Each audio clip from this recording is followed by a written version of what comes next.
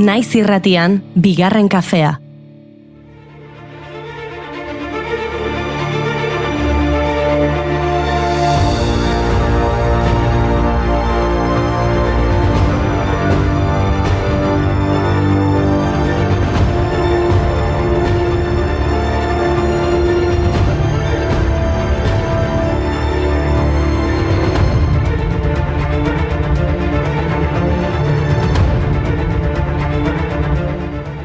Egunon guztioi eta ongi etorri bigarren kafera, egunon ekipo. Egunon Goiuri. Hartu arnasa. Hori da, egunon Goiuri. Hartu arnasa, arnasa bota. Arnasa hartu, arnasa bota. Baina, ze gertatzen da arnasketaren kontu honekin?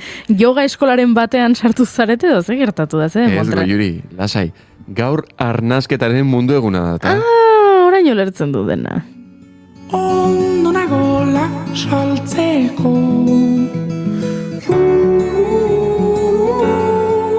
nola hartu arnasa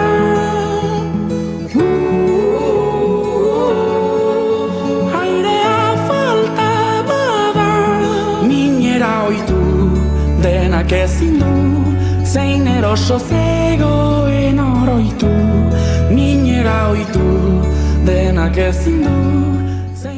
Urtarrilaren 22an arnasketaren eguna ospatzen da, giza gorputzaren funtzio garrantzitsuenetako bati lotutako ohitura osasungarriak sustatzeko ekitaldia. Munduko arnasketaren egunak biriketako osasunaren garrantziaz kontzientzia du helburu. Kontzientziatzea du helburu. Mundu osoko milioika pertsonari eragiten dieten asma eta bronkitis kronikoa bezalako gaixotasunen aurrean. Egoera horiek areagotu egiten dituzte ingurumen kutsadurak, erretzeak eta bizimodu sedentarioak eta horiek guztiek arnasketa gaitasuna kaltetzen dute. Badakizu Goiuri. Arnasa hartu, arnasa bota, arnasa hartu, arnasa bota. Haze parea, batzuetan zuek usten hau zueni arnasi gabe, hori ere esan behar dizuet. Bai, baino harritzen zaitugulako, zinemara zoazenean bezala eta ustekabeko zerbait gertatzen denean.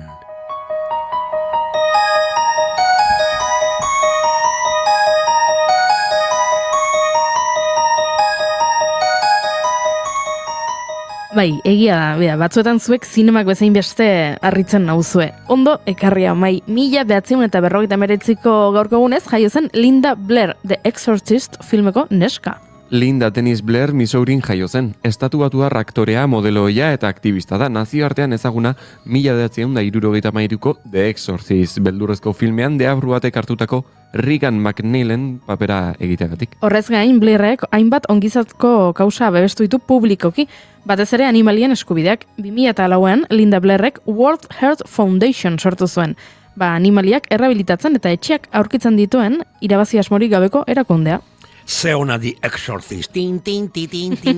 Aizue, badakizu zein film estenak usten nauen beti arnasik gabe. A ber, bota, zeinek? Potemkin gerraontzia filmean aurrentzako gurdia eskaileretatik erortzen denean. Klak, klak, klak, klak, klak.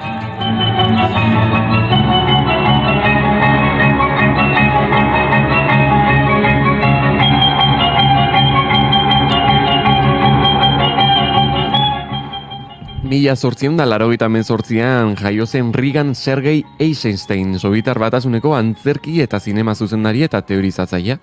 Haren film isilek eragin handia izan zuten hurrengo urteetako dokumentaletan eta narrazio zuzendariengan muntatze teknika berritzailea zela eta. Eisensteinen ekarpena hauxe izan zen, drama zinematografiaren estetika eta ideologiaren gaineko kontzeptzio berria drama kolektiboen gaineko argumentuen inguruan. Potemkin gerraontzia adibide ona da. Begira, badago zuzendari bat bere filmetan noizbait arnasi gabe utzi nauena beti. Agusti Villaronga. 3 urte igaro dira Agusti Villaronga hil zenetik. Palma de Mallorcan jaioa, Agusti zinema zuzendari, aktore eta gidoigilea izan zen. Diotenez, Agustinek aurra zenean marrazkiekin, poxpolokutxekin eta linternekin proiekzioak egiten zituen eta horretara jolasten zen. 14 urterekin zuzendari izatea erabaki zuen. Bere filmak beti saiatu izan dira narrazioaren mugak gainditzen. Adibide bezala Pa Negre, El Ventre de Mar edo El Niño de la Luna harrigarria.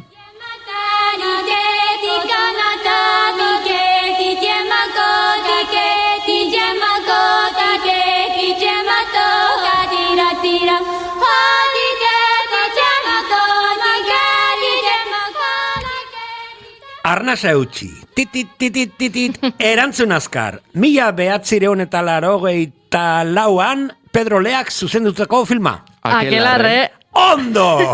Eta akelarrean parte hartu zuen zein aktore jaio zen gaurko egunez? Mikel Garmendia. Maribi Bilbao. Ez, Mikel Garmendia. Aergo Juri ez. Maribi Bilbao. Mikel Garmendia. Maribi Bilbao. Arnaz hartu, arnaz ahota, arnaz hartu, arnaz biek arrazoi duzue. Maribi Bilbao 1950an jaio zen Bilbon, eta Mikel Garmendia 55ean hor dizin.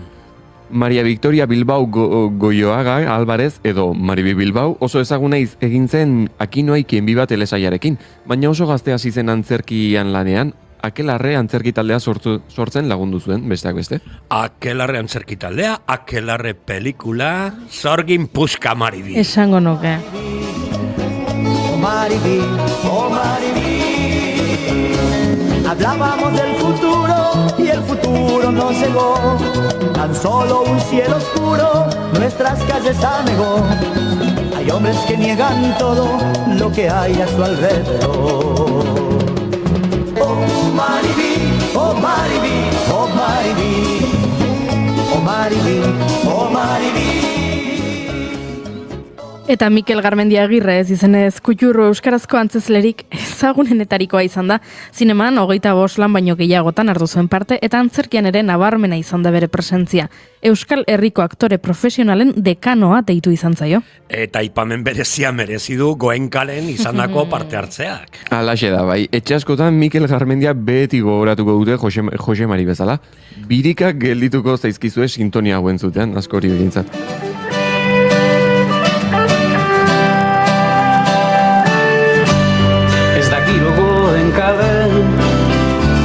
Lasanaiak bizkarturik daude, Goenkabek oilategia dirudi, eta lasanaiak elkarri mokoka bizi dira. Egunetik egunera, lasartaren itzalera, hemen bilduko gera, bioiar Aizugo Juri, zuk ez duzu eipatu arnasak entzen dizun filminerik, Egia da. Arritu gaitzazu zinema une bereziren batekin? Bueno, asko ditut, baina agian gaurko egunarekin lotzeko bat aukeratuko nuke bereziki. Jo, ze intriga. Zein daune hori? Bueno, zuek, imaginatu, irudikatu betaurrekoak dituen mutiko bat, magoa dena, eta eskola ospetsu batean matrikulatuta dagoena. Jarri du izena kasualitatez? Bai ba. Eta eskolak Hogwarts izena du? Ba noski, bai, baina une honetan Harryk gauza bakarra behar du Hogwartsera joateko. Ba, makilla magiko bat, eta denda batera sartzen da erostera. Denbora han denda horretan gelditu egiten da. Eta bat batean Ollivander jauna agertzen da.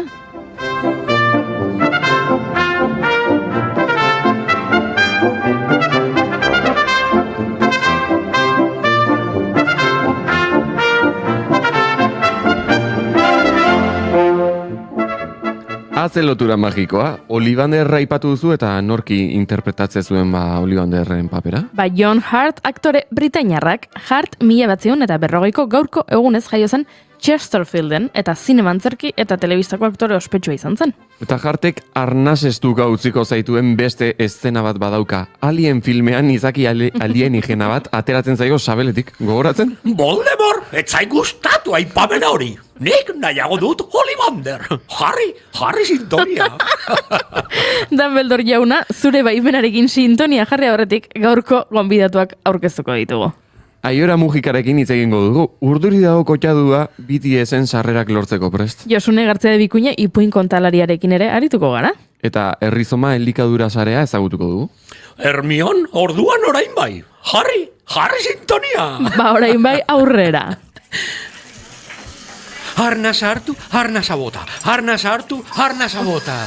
Gure irratsaioak beti ekartzen du aire freskoa. Egunon oxigeno zaleok, urtarriak 22 ditu eta osteguna da. Bai, zuek ere atuan nasa. Ongi etorri bigarren kafera.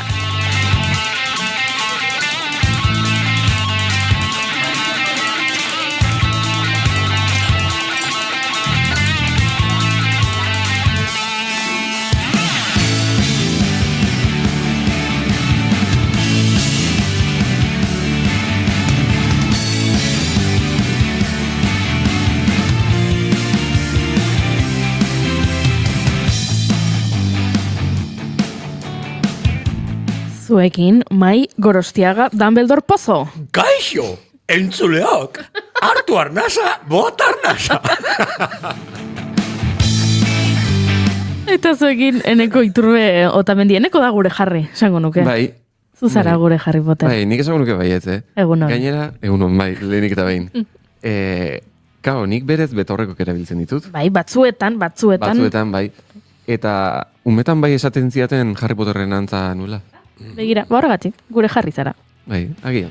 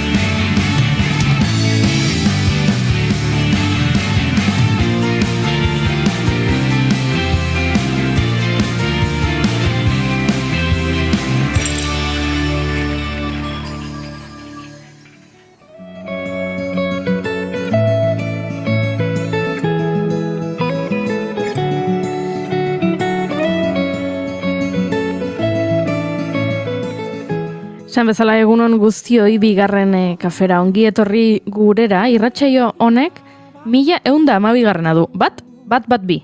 Baina, bueno, hemen guk larrialdirik ez dugu nahi, Urtarriak 22 ditu, eta hementxe gaude zuzenean zuekin 10 eta 19 diren honetan.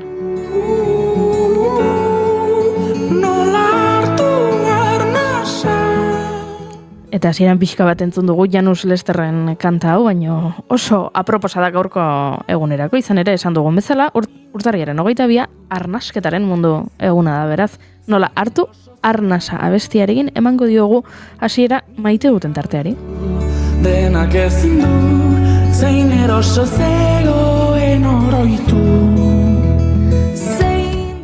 Eta Mai, eneko zuek zuen maite duta pentsatzen duzuen bitartean, nik txatera begirada botako diot, eta ikusi dut Gorkak aipatu duela, agobiatuta da bilela, eta bueno, ez da harritzekoa, ez da gutxi gorako Gorka ze jarri du, agobiatuta nago lana, etxea, antzerkia, kulturzast, bueno, gure entzuleko honezkero, entzule finenek behintzat jakingo dute, Gorka etxe zaldatu dela, eta bere etxea eraikitzen ari dela, eta bueno, izaten dira, une hauek estres maila sortzen dutenak, eta ulertzen zaitugu Gorka, beraz, animo, hemendik bidaltzen dizugu besarkada estuat, naiz eta besarkadaren nazioarteko eguna atzo izan zen, eta ez gaur.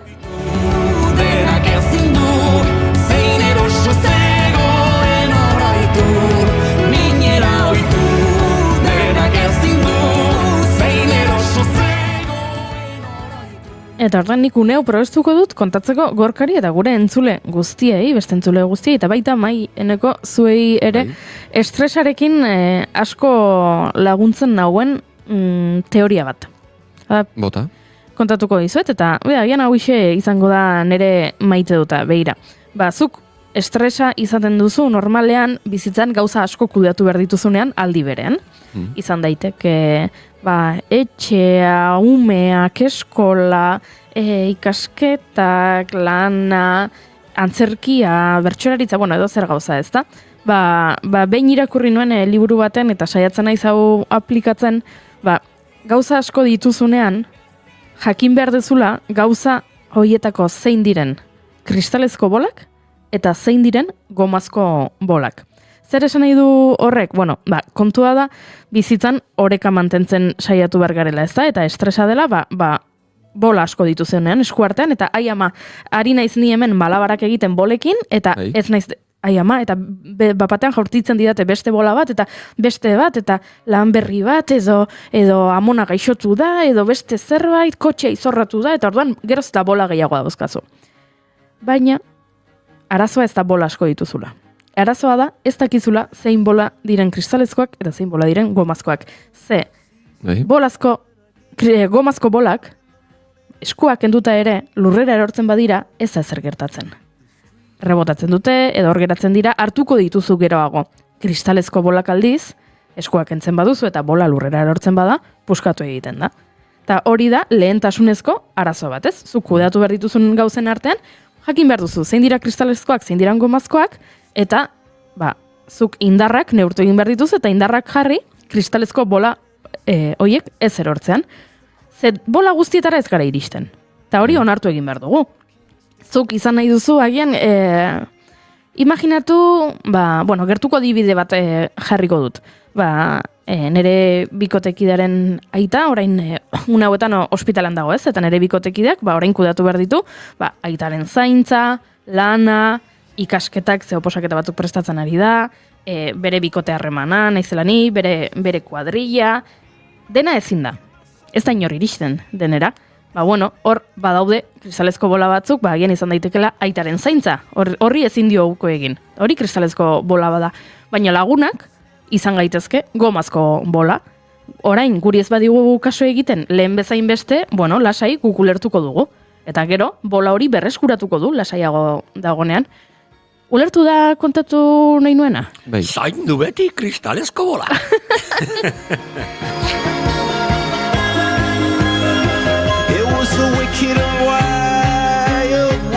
Beraz, Gorka, zuk ere hementxe antzerki aipatu duzu, lan aipatu duzu, etxea aipatu duzu, kulturzas proiektu aipatu duzu, zuk ere neurtu horietatik zeintzuk diren gomazko bolak eta zeintzuk diren kristalezkoak.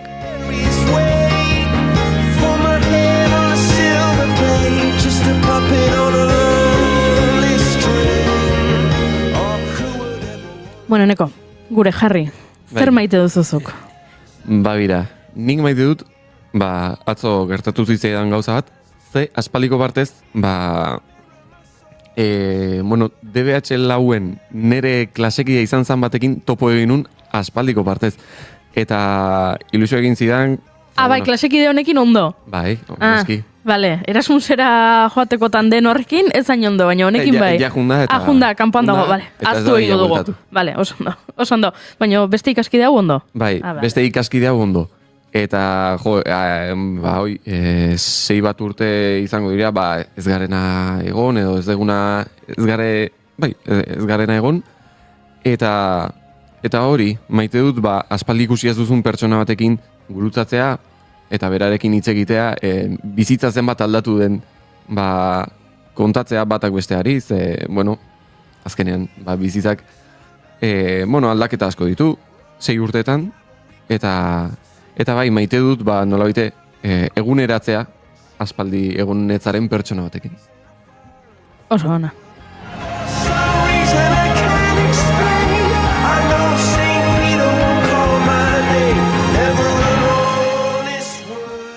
Bat egiten dugu, zure maite dutarekin, eta Mai, zuk zer maite duzu, edo agian zer ez duzun maite, ze hori, maite dut izugarri, eta izu, ze kurioso, atzo, besarkadaren eguna, eta gaur hausnarketa. Bai. Askotan hoi, besarkada luze bat eta gero, oxitozina medio eta bar, da, como que irekitzen dira birik, ez dakit, urrengo egunerako, arnasa sakona bartzen duzula, eta, hori, besarkada bat, eta aire freskoa ekartzeagatik, itxi behar dute, jubilaziorako medio, Beasaingo Aterpe Taberna.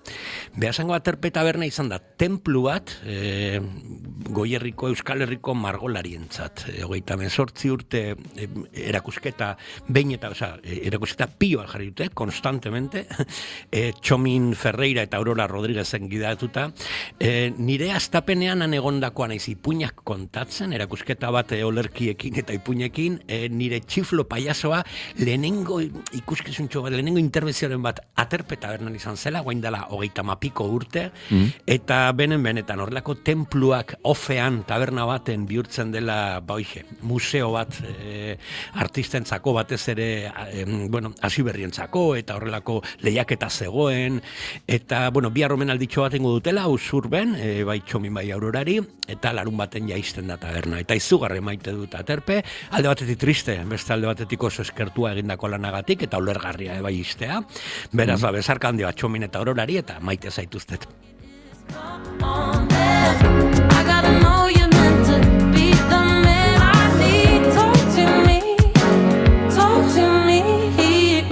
Talk to me, be the man that I need, baby.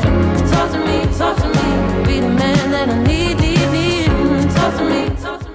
nire maite duta izan zitekeen kristalezko eta gomazko bolen kontu, baina ez beste gauza bat aipatuko dut askoz azalekoagoa dana. Bai, jolas bat da, ikusi dudana azken egunetan TikToken, eta aitortu behar dizuet, engantxatu egin naizela bideo hauek ikustera, ze gehienetan ez nago ados bideo horietan esaten dutenarekin baino jolasteko moduarekin. Kontua da, jolasa da. Bi pertsonen artean jolasten da, eta pertsona batek pentsatu behar du hitz bat. Bera adibidez hitza izan daiteke, ze pentsatuko dugu? Ordenagailua. Eta orduan, ordenagailua. Pentsatzen du pertsonak eta ez du esaten. Helburua da beste pertsonak asmatu egin behar duela ordenagailua hitza. Baina ezin ditu galderak egin, hau da, bai ezko galderak eta horrela ez. Jolasa hasten da bi aukerarekin, kafe edo tea. Kafea edo tea. Orduan, zuk ordenagailua pentsatu duzu, nik ez dakit eta nik esaten dizut. Kafea edo tea. Orduan, zuk esan behar duzu, zure buruan ordenagailua zer den gehiago. Kafea edo tea. Orduan, horrela, ni joango naiz gerturatzen. Kafea edo tea, adibidez, ordenagailua zer iruditzen zaizu dela, kafea edo tea. Kafea. Vale, orduan nik orain jarraitu behar dut, vale, kafea, orduan galdetu behar dut. Kafea edo kirola. Kafea. Eta orduan nik esango dizut, kafea edo erlijioa. Kafea, esango nuke, bai. Horrela, ez? Ulertzen duzu jolasaren dinamika. Orduan, agian uneren batean esango nuke, kafea edo eskola. Eskola. Eskola. Orduan ja, ara, gerturatzen joan naiz, bueno, eskolarekin zer, eskola edo irakaslea. Eta orduan gertatzen dira horrelako gauzak, eta niri gertatzen zaidana da, ikusten ditudanean bideo hauek, inoiz ez nagoela ados aukeratzen duten hitzekin. Ordenagailua esan nahi dute eta galdetu du eskola edo irakaslea, eta nik esango nuke eskola. Ze irakaslea esaten badut, joango da agian pertsonara edo lako zerbait. Eta ikusten dudanen bideoan esaten dute irakaslea. Orduan, azerretu egiten naiz, ez nago inoiz ados aukeratzen dutenarekin. Gaur, ikusi dut bat, hitza zen Errusiar mendia. Eta jolasa beti hasten da, kafea ala tea galderarekin. Eta tea erantzun du. Baina Errusiar mendia, ez zaizu iruditzen oso kafea dela. Arain izango didazu ez? Bide batez, aiora mujika gurean sartu da, eta berari ere... Aipamen horita gero, aber nork esaten du, ez? Bai. Eguron aiora. Ui, etxeron, etzaitu gontzuten. Segundo bat.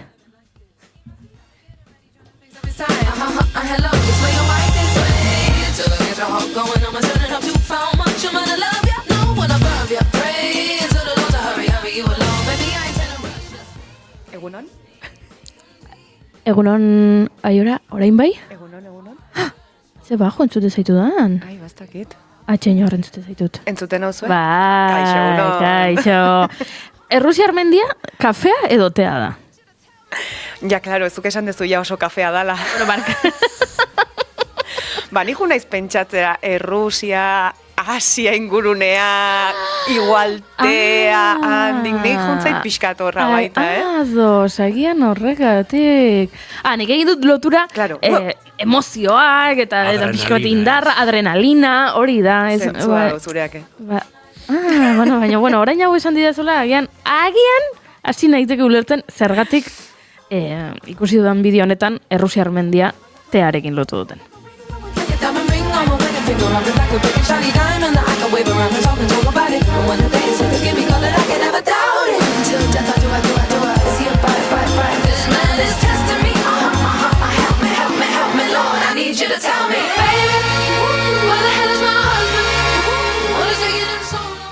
Eta nola dagoeneko iritsi den gure laborategira, esan bezala, Aiora Mujika berari ere maite dut galdetuko dio, eta Aiora, zer maite duzuzuk?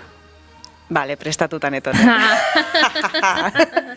Bota. Etorri naiz pentsatzen, aurreko larun baten oso kerrezpaldiman hau eintzuten Donostin, bazkari bat Euskal Eduki sortzaiek. Bai. Eta asko maite dut hori egin izana Euskal Eduki sortzaiek. Oso politia iruditzen zait ikustea kuadrilla hori elkarrekin ondo pasatzen, elkarrekin edukia sortzen, kriston ilusio egiten dit euskeraz geroz eta gehiago daola ikusteak, eta formatu diferentetan, asko maite dut hori. Zoragarri. Entzuten ez gaituzten eontzat.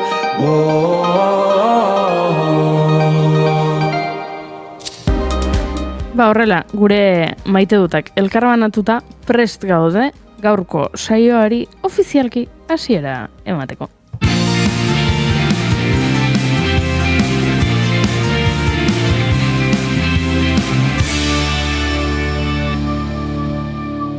Emaiozu bigarren aukera bat egunari. Naiz irratian, bigarren kafea. Naiz irratia entzuten ari zara. Bilbo aldea, 92.2. Gasteiz eta Arabako lautada, 91.5. Donostialdea, 93.8.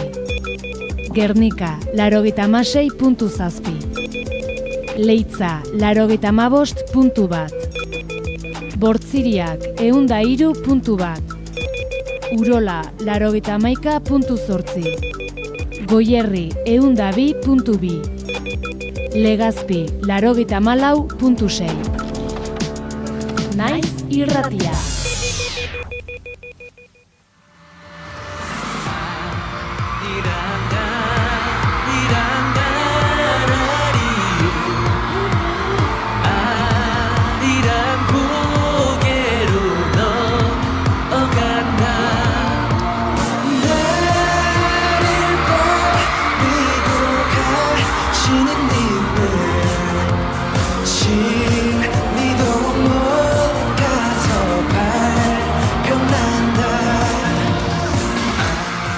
Abesti hau jartzeko eskatu digu Aiorak eta guk noski baiezkoa esan diogu, berak esan eta guk egin hori bai. Ez dakigu zer ari garen entzuten.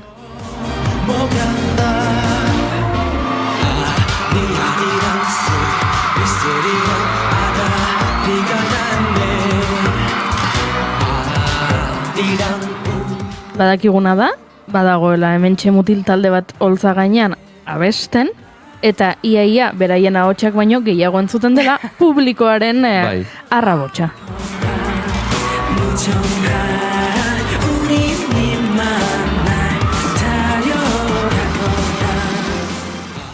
Aiora, prestatu duzu eztarria? Kantatzeko ez, kontatzeko bai. Bale, ados. Balio digu. Vale, entzuten aigean hau da BTS 2016an Frantziako K-Con eventuaren irekieran ariran abestia abesten. Orduan, zergatik ekarri dut hau, BTSen album berriaren izena ariran izango dalako, martxoaren 20an aterako dutena, aurreko batean hemen komentatu non bezala, izena iragarri dute ariran, eta oso berezia da, batez ere korearrentzat esanaia handia daukan hitza da, edo hobeto esan da, abestia da, ze ariran entzuten aigean bezala, abesti bat da, baina nik akotxa artean jarriko nuke, ze, irakurtzen nahitu naiz honen ingurun, nahi duenak ere irakurri dezakeia sarreratxo labur bat euskarazko Wikipedian, idatzi detelako. Kontua da, dala Koreako abesti herrikoi bat, UNESCOren ondare inmaterialaren zerrendan sartuta dago. Ara? Ez da abesti finko bat, baditu, igual hori, ariran, esaten duen hori edo bai da nahiko errepikakorra, baino ditu 60 variazio eta 3600 bertsio inguru kalkulatzen dira gutxi gora bera. Ez dago seguru ere noiz sortua dan, mendeak izan ditzak, eta da momentuko eta lekuan lekuko bizipenak jasotzen ditu abestiak. Hau da, herritarrek momentuan aldatzen duten abesti bat da, eta sortzen duten abesti bat da. Nei saiatu naiz pentsatzen horren parekidea izan daiteken zerbait, eta baina zait okurritu. Ez, hasi zarenean, herrikoia ez dakize pentsatu, zer da, gure txori? Bai, zeren himno ez ofizial bezala tratatzen dute, eta ez da hori. A ber? Ez nune ezagutzen zehau, baina flipatzen ari naiz, porque esan duzu martxoak 20 egoien estrenatuko dela, eta martxoak 20 hai justu dala ahozkotasunaren nazioarteko eguna. Ba, nik ez nekin hoi eta oso polita iruditzen zaitze hau ahozkoa da erabat. Eta da korearrek kantatzen duten abesti bat momentu zaietan, despedida momentuetan, edo oso ezaguna egintzen baitare Japoniaren menpe zegoenean Korea erresistentzia modu bezala jendearen artean, edo sentimendua handia daukan abesti bat da, bai ego zein ipar, oso deigarria egin zait baita, UNESCOren zerrendan dagola sartuta, bitan, bata Hego Koreak ala eskatuta eta beste Ipar Koreak ala eskatuta, eta ikusi nun baita 2000 garren urteko Olinpiar Jokoetan, sarrera ekitaldi hori egiten dana herrialdeak sartzen diala eta aurkezten diala, sartu zian Ipar Korea eta Hego Korea elkarrekin, batasunaren banderapean, badago bandera bat dala Korea osoaren batasunaren bandera, eta abesti hau jotzen zuten, ez? Abesti hau zegon kantatzen eta ikusten dituzu irudiak eta jende guztia dago emozionatuta abesti hau abesten da. Adierazten du batasun hori, adierazten du baita inglesez termino erabiltzen dute longing. Ez dakit nola dan hori euskeraz oso ondo. Nik inglesez irakurri diet beti eta... Da desira eta nostalgia eta dena nastuta. Abestiak badaukala hortik, baina ez dala bakarrikan negatiboa, dauka esperantzatikan ere bai, eta pixka bat, BTS-en itzulera honek ere irudikatzen duela pixkat guzti hori, ez? Aurreko nik komentatzen nahitu nintzen, ia 4 urte izango dira ez dutela album bat elkarrekin ateratzen, euki dituztelako soldaduzkat arteko, eta bestelako gauza batzuk, orduan bada itzulera bat, elkartze bat, sentimendu askokoa, esan zuten baitare, eta honekin, izenburu honekin, azpimarratzen dute erroetara buelta bat dela, beraiek korearrak diala, korear sentimendu hori ematen dute oso gainetik, ez? Eta zeren aurretik eta beraien diskografian ere irudikatzen da, badaituzte abesti batzuk korear tokea bakarrik ez esentzia daramatenak, idol izan daiteke bat, Dechita badago baitare beste bat, Hegum beste batzuk aipatzeagatik. Uste duzu orain soldaduzkan egon ondoren agian nortasun korear hori gehiago errotu zaiela? Agian daudela gehiago... Ez dakit patriotismo horretatik andoan, gehiago iruditzen zait dala pixka bat, etenaldi derrigortu hau etorri aurretikan zeuden oso goian, ez? Mundu mailako talde bat da, BTS, azken finen, eta naiz eta inoiz ez duten galdu, nire ustez behintzat koreartasun hori, bai mundu mailan gehien zabaldu izan zaizkienak Dynamite Butter eta hauek bai dira inglesez, eta orduan norbaitek eraso egin nahi dionean taldeari beti esaten du amerikanizatu zeate eta hoiek esaten dira erasotu nahi denean, ez? Niri benetan iruditzen zaitez dutela inoiz esentzia hori galdu eta beraiek esan dutenagatik behintzat, bueltatu direnean elkarrekin egotera eta hasi dianean hitz egiten zer kontatu nahi zuten album berri honetan, kontatu nahi dituzte oso esperientzia pertsonalak, 2 urte hauetan bizitutakoak, eta hori oso lotuta dago nor diren beraiek, ez? Eta hitz egiten nahi zianean ze izen eman nola borobildu dena, ariran aterazala eta zentzu osoa hartu zula. Begira, entzun duguna abestia, hasierako abestia Aiorak eskatutakoa, esan bezala Frantzianko jaialdi batean abestutakoa, eta hau Arirang dela baita ere, baino Yoon Sun-narena ze desberdinak diren. Bai. Egia da hitz batzuk errepikatu egiten direla, baina bida ze bertsio desberdin.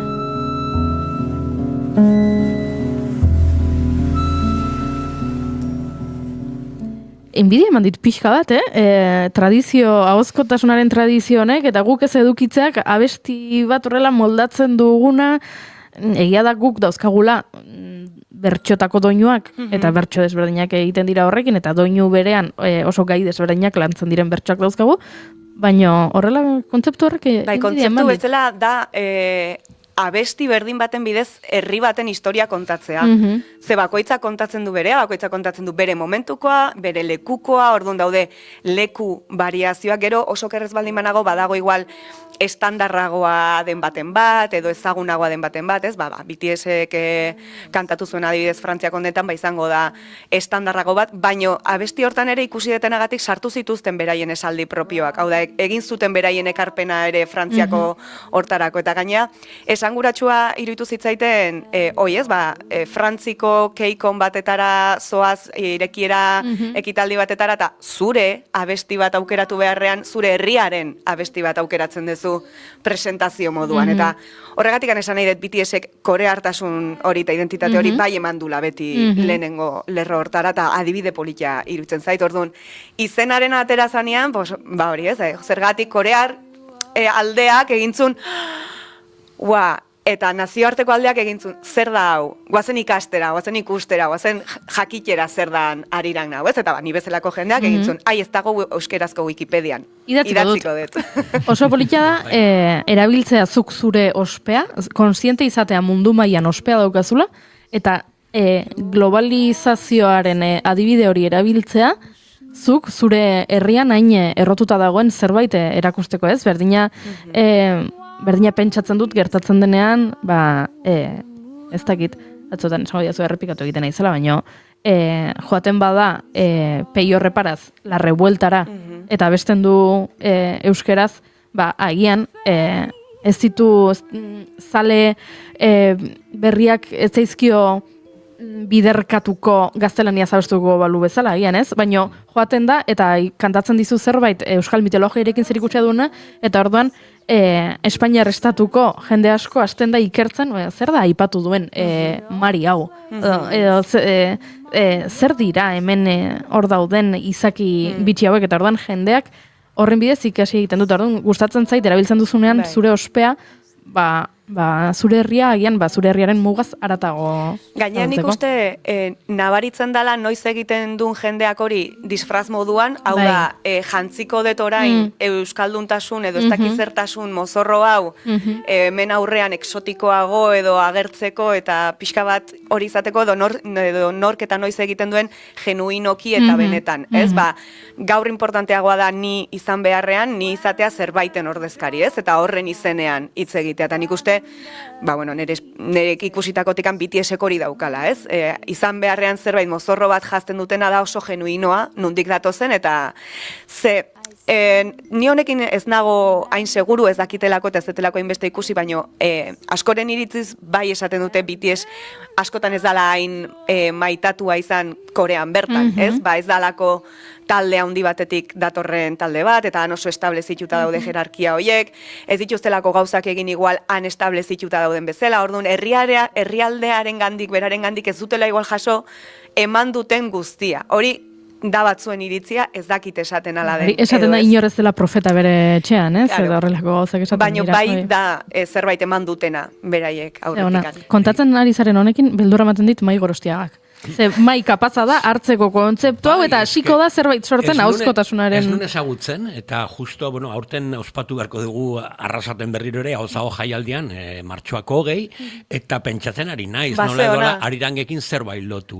Izugarri politia iruditzen zait, ahozko transmisio hori atzean dagoena, eta herri baten, burura etortzen zaizkite ez, Laponian badagoela antzeko zerbait dela joikak, baina joika nahiko individualagoa da, bakoitza sortzen du bere biografiaren edo bere nortasunaren kantu, ez? Kantu propioa harremana dauka, baina izugarri polita iruditzen zetarira nau. Zerbait egingo bazenuten ere oso polita iritsiko litzaiak. Sinergiak eta loturak eta, bai.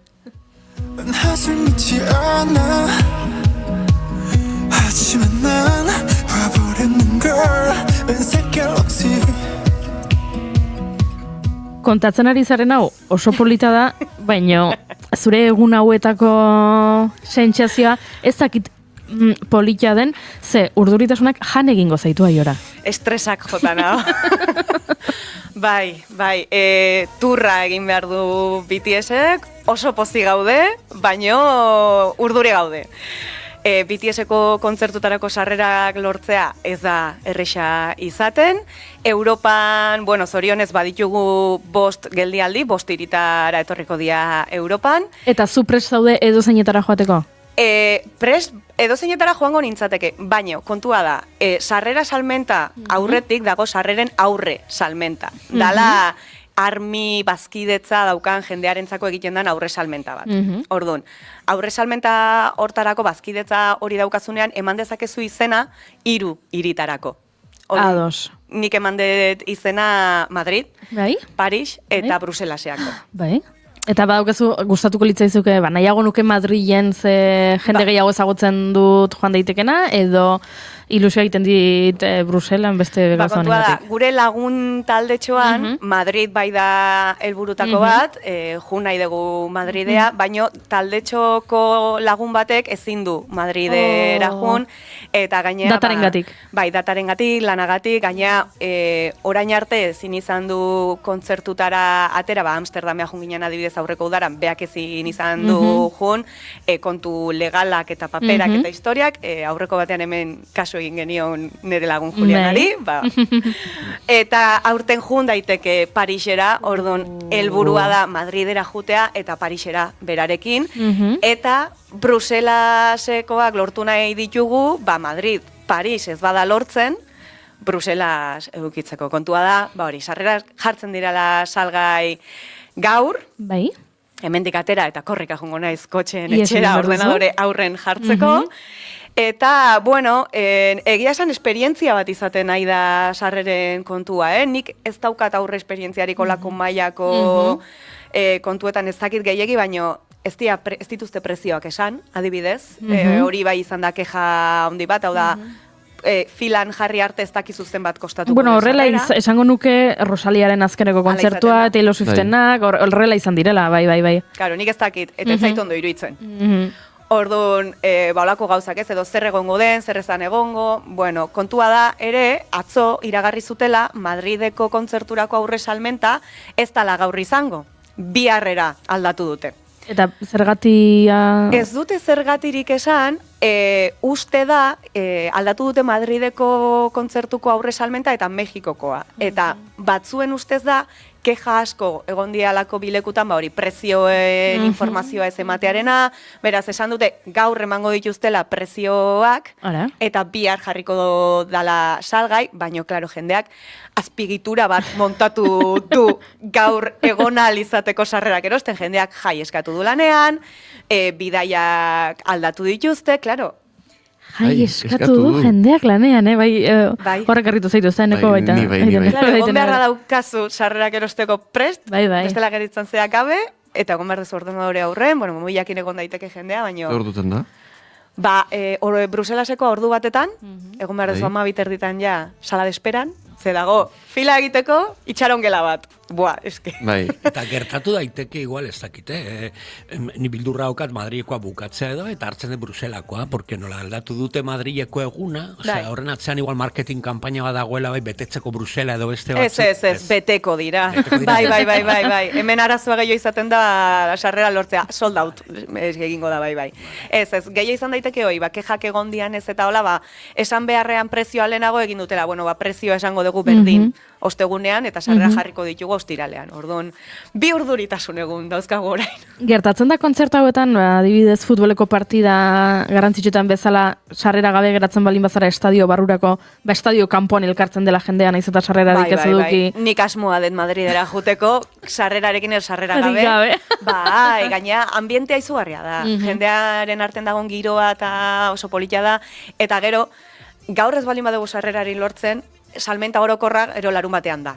Salmenta orokorrean ez bada sarrerari lortzen, gero beti daude aukerak. Ze armik edo fandomak erosten du normalean behar duena baino sarrera gehiago, ze kaos bat izaten da, orduan da, lortu sarrerak gero gure artean banatzeko.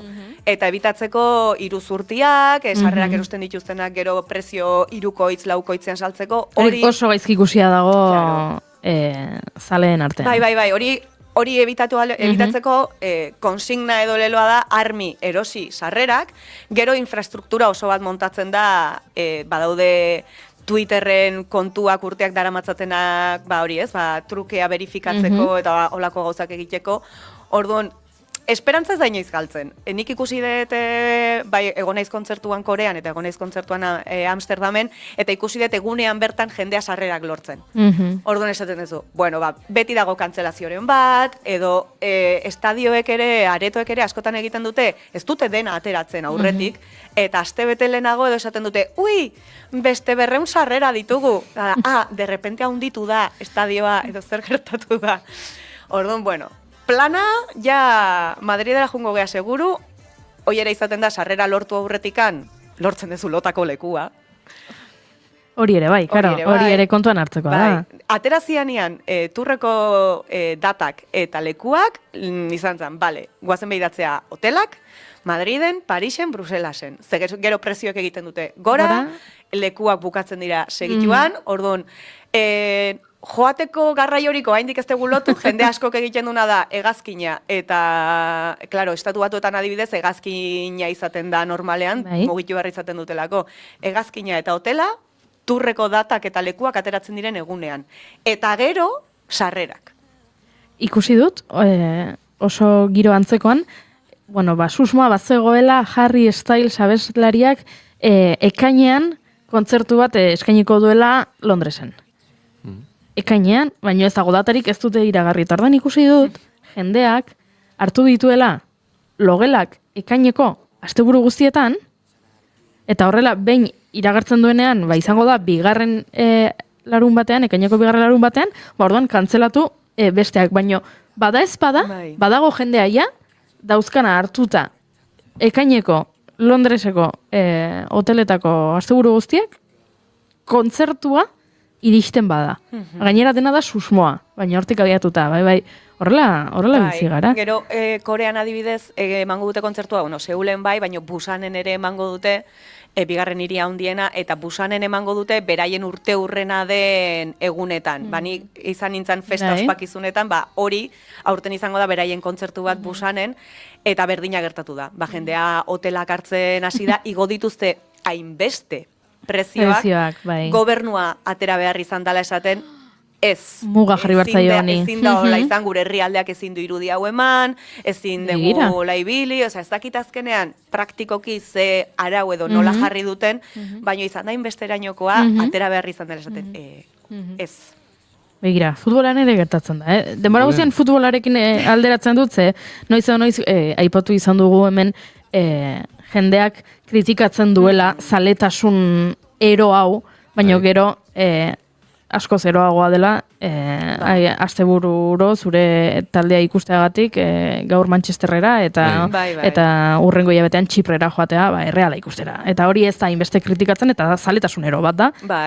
Berdin. Bateke hori esan ziten, nik komentatu nionen sarrerak erosteko egunarena eta hola esan ziten, dauka lankide bat, ateratzen dela bera futboleko taldearen denboraldi horretako, ez dakizera, baina partidu guztietara juteko aukera ateratzen dela egun batean, eta hori lortzen balin badezu partidu guztietara zoazela, eta ez badezu lortzen kanpoan gehatzen zehala, eta zoratzen dela. Sanon, oso ondo, gustatzen zait, behintzat, eredu bezala jarri didazula. Oso ondo, egia da, izo, hori da. Nigoatzen naiz baita, nik udaran, Bruce Springsteenekin ere flipatu genuen, ze zaleak ere, Bruce Springsteenenak dira nahiko eroak baita. Baita ere. Goatzen naiz, ni orduan, medio baten izenen joan nintzen, eta goatzen naiz zaleekin hitz egiten eta batek esatezian, ni Australiatik nator.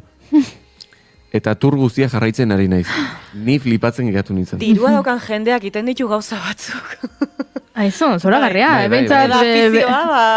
kulturan gastatzen balin badu, ni ez naiz geixatuko, aizo. Australiatik tur guztia jarraitzen, jo. Turismoa, bitarte. Turismoa, aizo, turismoa. Aprobetxatuko zuen. Aprobetxatuz, Imaginatu nahi, hor, neia arraro gairuitzen zait, turreko jarraipena egiten duen jendeak eta leku guztitarako sarrerak lortzen dituna. Susmagarria da, Zergatik nola lortu duzu leku bakoitzean bip sarrera eukitzea eta beti egotea aurren. Hor, itxusikerik ere egoten dira, informazio salerosketa eta privilegioak eta gauza horiek egoten dira. Orduan, ikusten duzunen pertsona bat egon dela kontzertu guztitan, eta egon den kontzertu guztitan egon dela aurreko filan, nik ez diot traza honik hartzen. Nik badaukat lagun bat, bera arakina da, zergatik aipatzen dut bere ofizioa, esan nahi dudalako, ez daukala loturarik, ez disketxeren batekin, ez dakit politikarekin, ez da arakina, eta berak beti lortzen ditu, gauza guztietarako sarrerak. Horan, gero, afaltzen gaude, eta norbaitek esaten du, nik geratu naiz, futboleko erregeko parako sarrerari gabe. Eta berak esaten du, nik badaukat. Eta orduan, etortzen da beste norbait faltzera, eta esaten du, gaur tristena, ez geratu naiz, bulegoren Euskalduna Jauriko kontzerturako sarrerari gabe. Eta esaten du arekinak, nik badaukat, lortzen ditu, beti. Ez dakit nola egiten duen, agian, ez dut ikusi eta etxen sekulako infrastruktura dauka 57 ordenagailu denak aldi berean, hortxe eta 5 tablet eta 40 mugikor eta horrela lortzen ditu, baina beti lortzen ditu eta baina gero gainera kontatzen du horrela ez dio gehiagizko garrantzia ematen. Eta nola ez diazu lehenago esan hau? Zein da zure lagun hori, nun bizi da, zer egin nahi du bihar? Gaurko agian berandu da, baina biharko hitz egin dezakegu. Honei, izugarrizko pena ematen dit, hau kontalaritzan ez gertatzea. Kontalaritza saioetan, sarrera guztik bip dira, bukaeran aukera daukazu artistarekin hitz egiteko, eta argazki bateko, eta pote bat hartzeko beraiekin, eta ez da gertatzen horrelakorik, ea zer egin dezakegu horrekin. Pentsatu beharko dugu, pentsatu beharko dugu zer egin. Bueno, zure estrategia da, esan duzu denborarekin etxean jarri, ordu erdi lehenago edo... Alduzuna jarri ordenagailuarekin edo jarriko dituzu dispositibo gehiago? Ez, ordenagailuarekin. Bazkidetzare erabiltzen baldin badezu dispositibo baten baino gehiagotan esaten dute antza. Dena da esaten dute antza.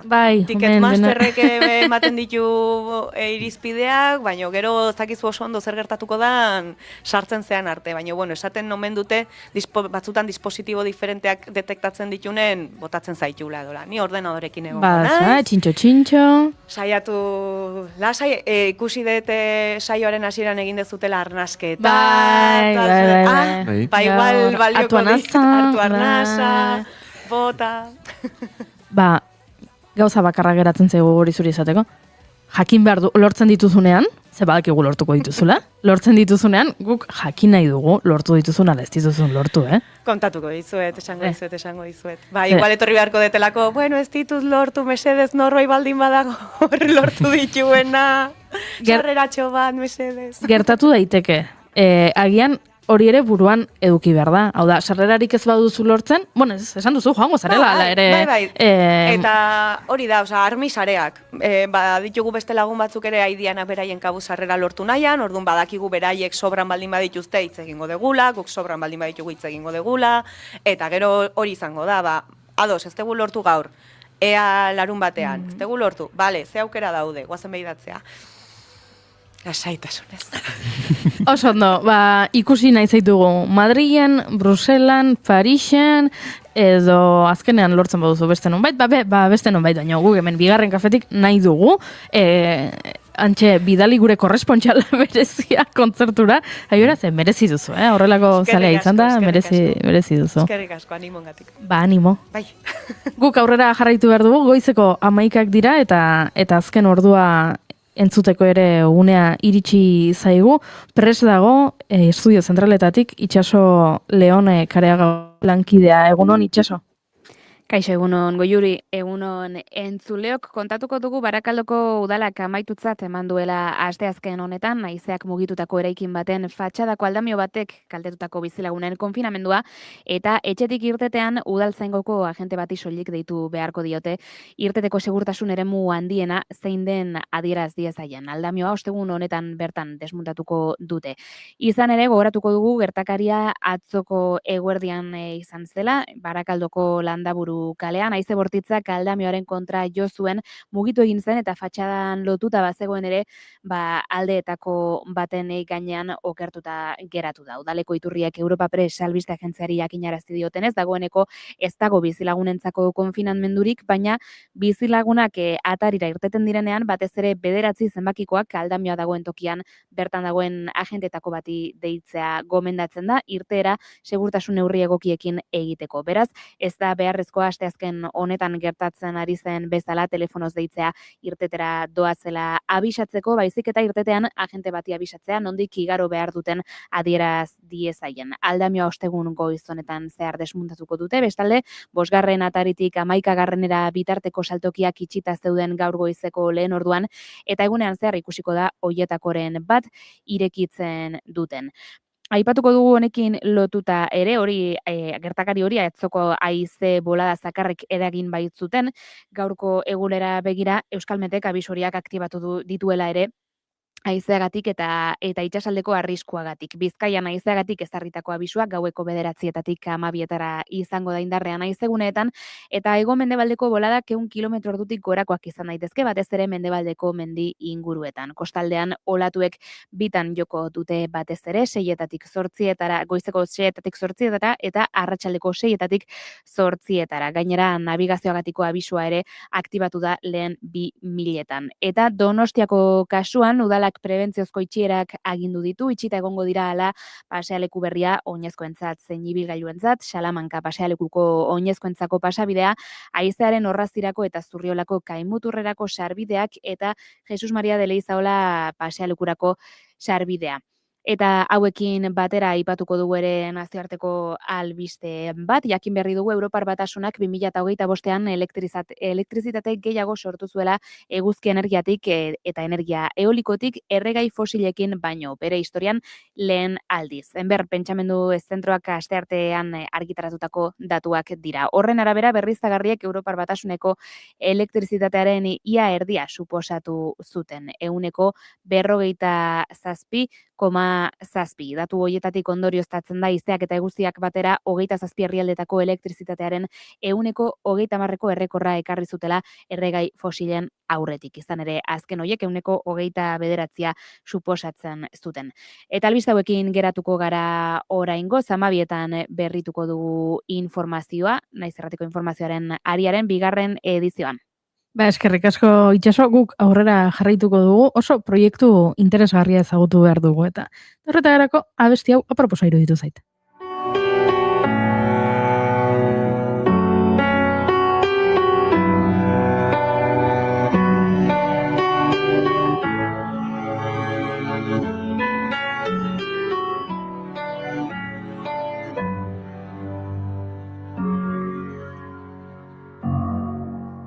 Marearen alde egin dugu iez, sare gabearen kate gehiago daude gaueko. Jaten duguna omen gara. Alaxe bada, asko supermerkatuko mikroplastikozkoz beteriko Peruko piperra gara. Edo 9.000 kilometro egin dituen aguakate bat. Edo izozutako ogia, edo laborategi batean sortutako glutamatodun gaietak. Baina izan gaitezke Inaxioaren erleek egindako eztia. Izan gaitezke euriaren araberako Helenaren babarrun goxoak. Edo izan gaitezke Joneren sagarrak. Zerkirentzten gaituen argiak pizten ditugun arren. Gau ilunetan Etorri lokalera, kalabazak, tipulak, tomateak, azaloreak, baratxuriak, sagarrak eta udareak hartzera. Horixe da Herrizomaren Instagram kontuan topa dezakegun lehenengo argitalpena. Erakargarria ez da? Horixe da egiten dutena, batetik elikagaiak ekoitzi eta bestetik erosketa kolektiboak egin. Eta horrela, elikadura osasuntsuaren eskubidea erdigunean jartzen dute.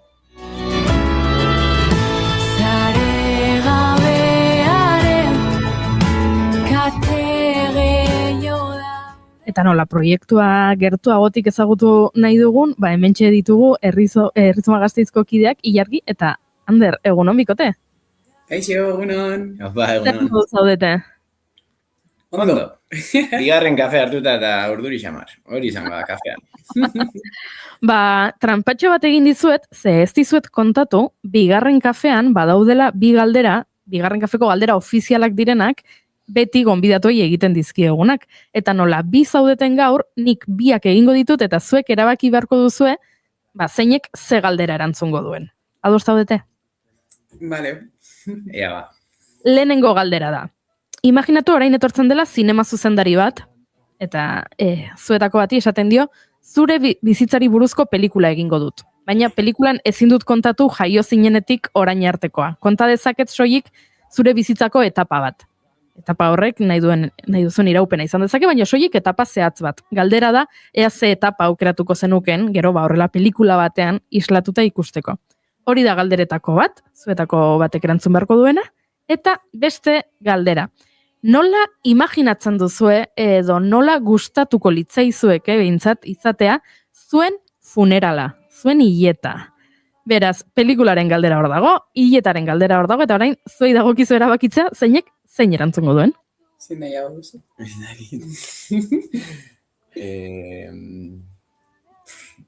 Nik lehena. Venga, pelikularena. Venga, así va. Nik pelikularena aukeratuko banu,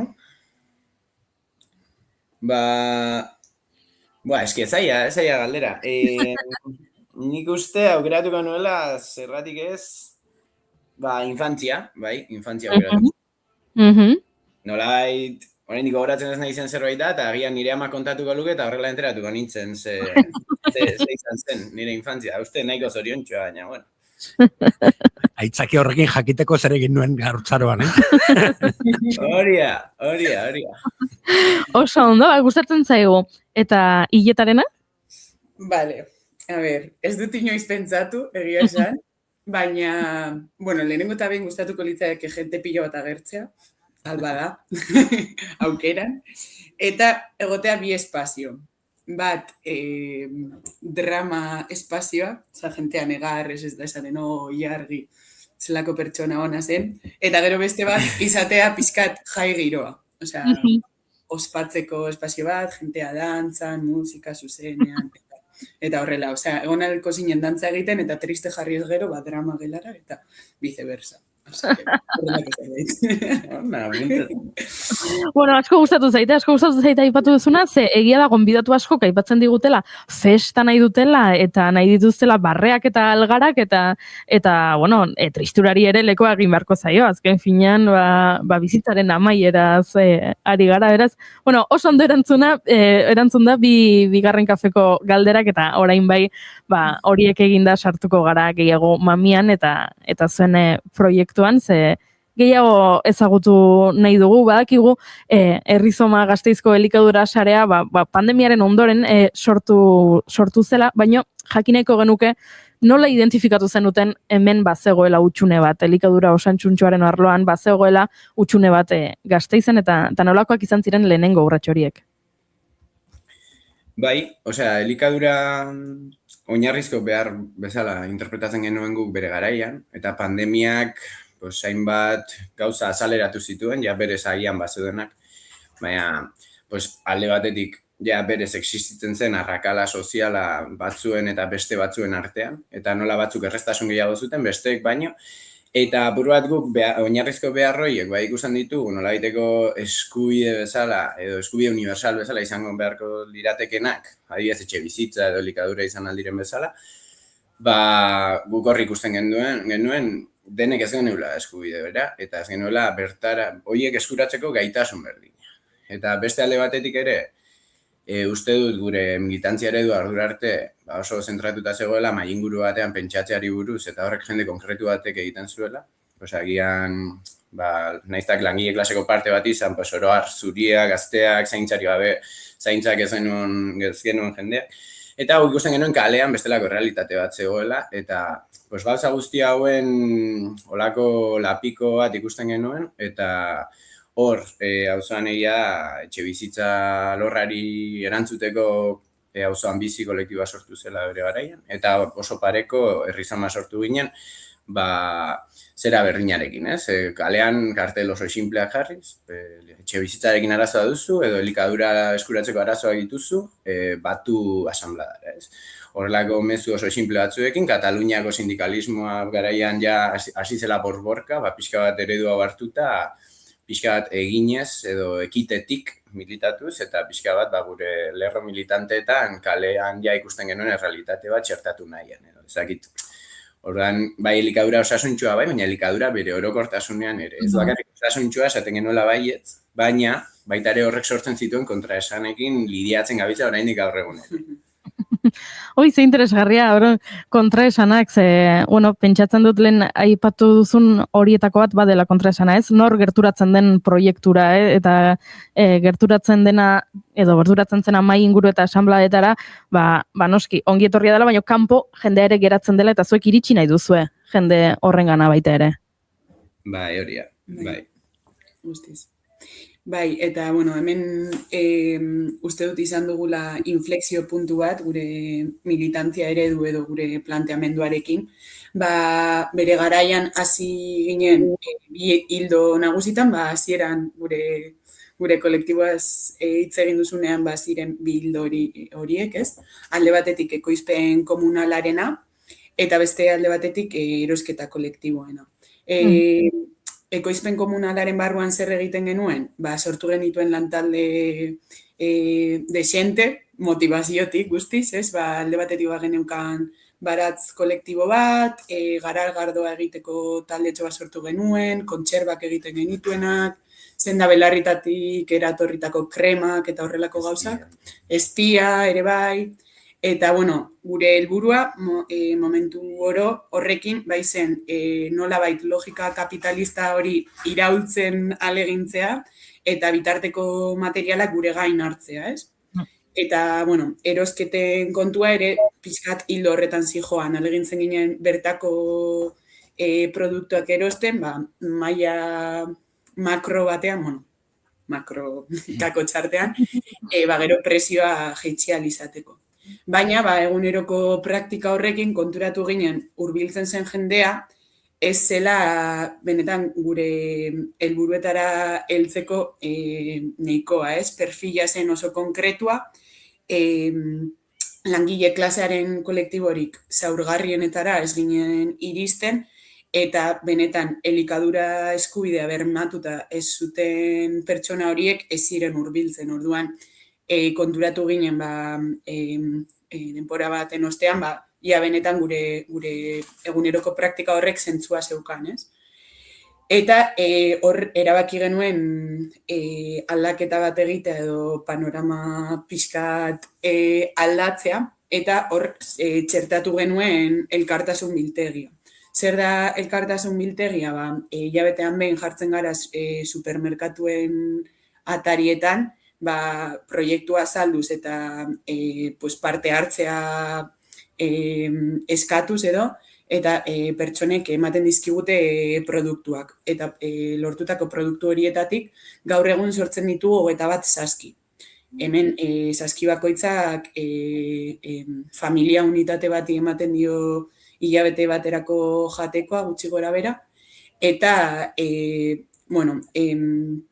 ekoizpen komunalaren hildoa mantendu dugu, baratzak jarraitzen du, baina beste talde txikitxoak erabaki genituen kontzentratzea indarrak gehiago elkartasun biltegi honetan eta baratzean, eta modu honetan egonda aldaketa potente bat perfil motan, talde asko hasi da, gaur egun gara 50 militante edo, bere garaian, ez dakit, 10, eta perfila asko zanitzagoa da, eta uste dugu izan dela zerbait garrantzitsua gure helburuetara, ez dakit heltzeko, baina edo gitxienez kokatzeko, bide horretan kokatzeko.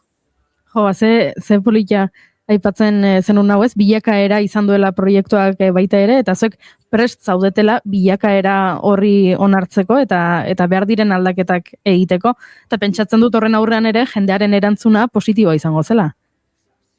Bai, erabat, bai, izan zen, hasieran eske ideietatik bakarrik harrementzen garenean, oso zaila da, claro, igual logika horretan ohituta gauden pertsonok ikusten dugu hor lotura bat eta horregatik hurbiltzen gara, baina hortik haratago, horretarako denborarik izan ez duen jendeak ez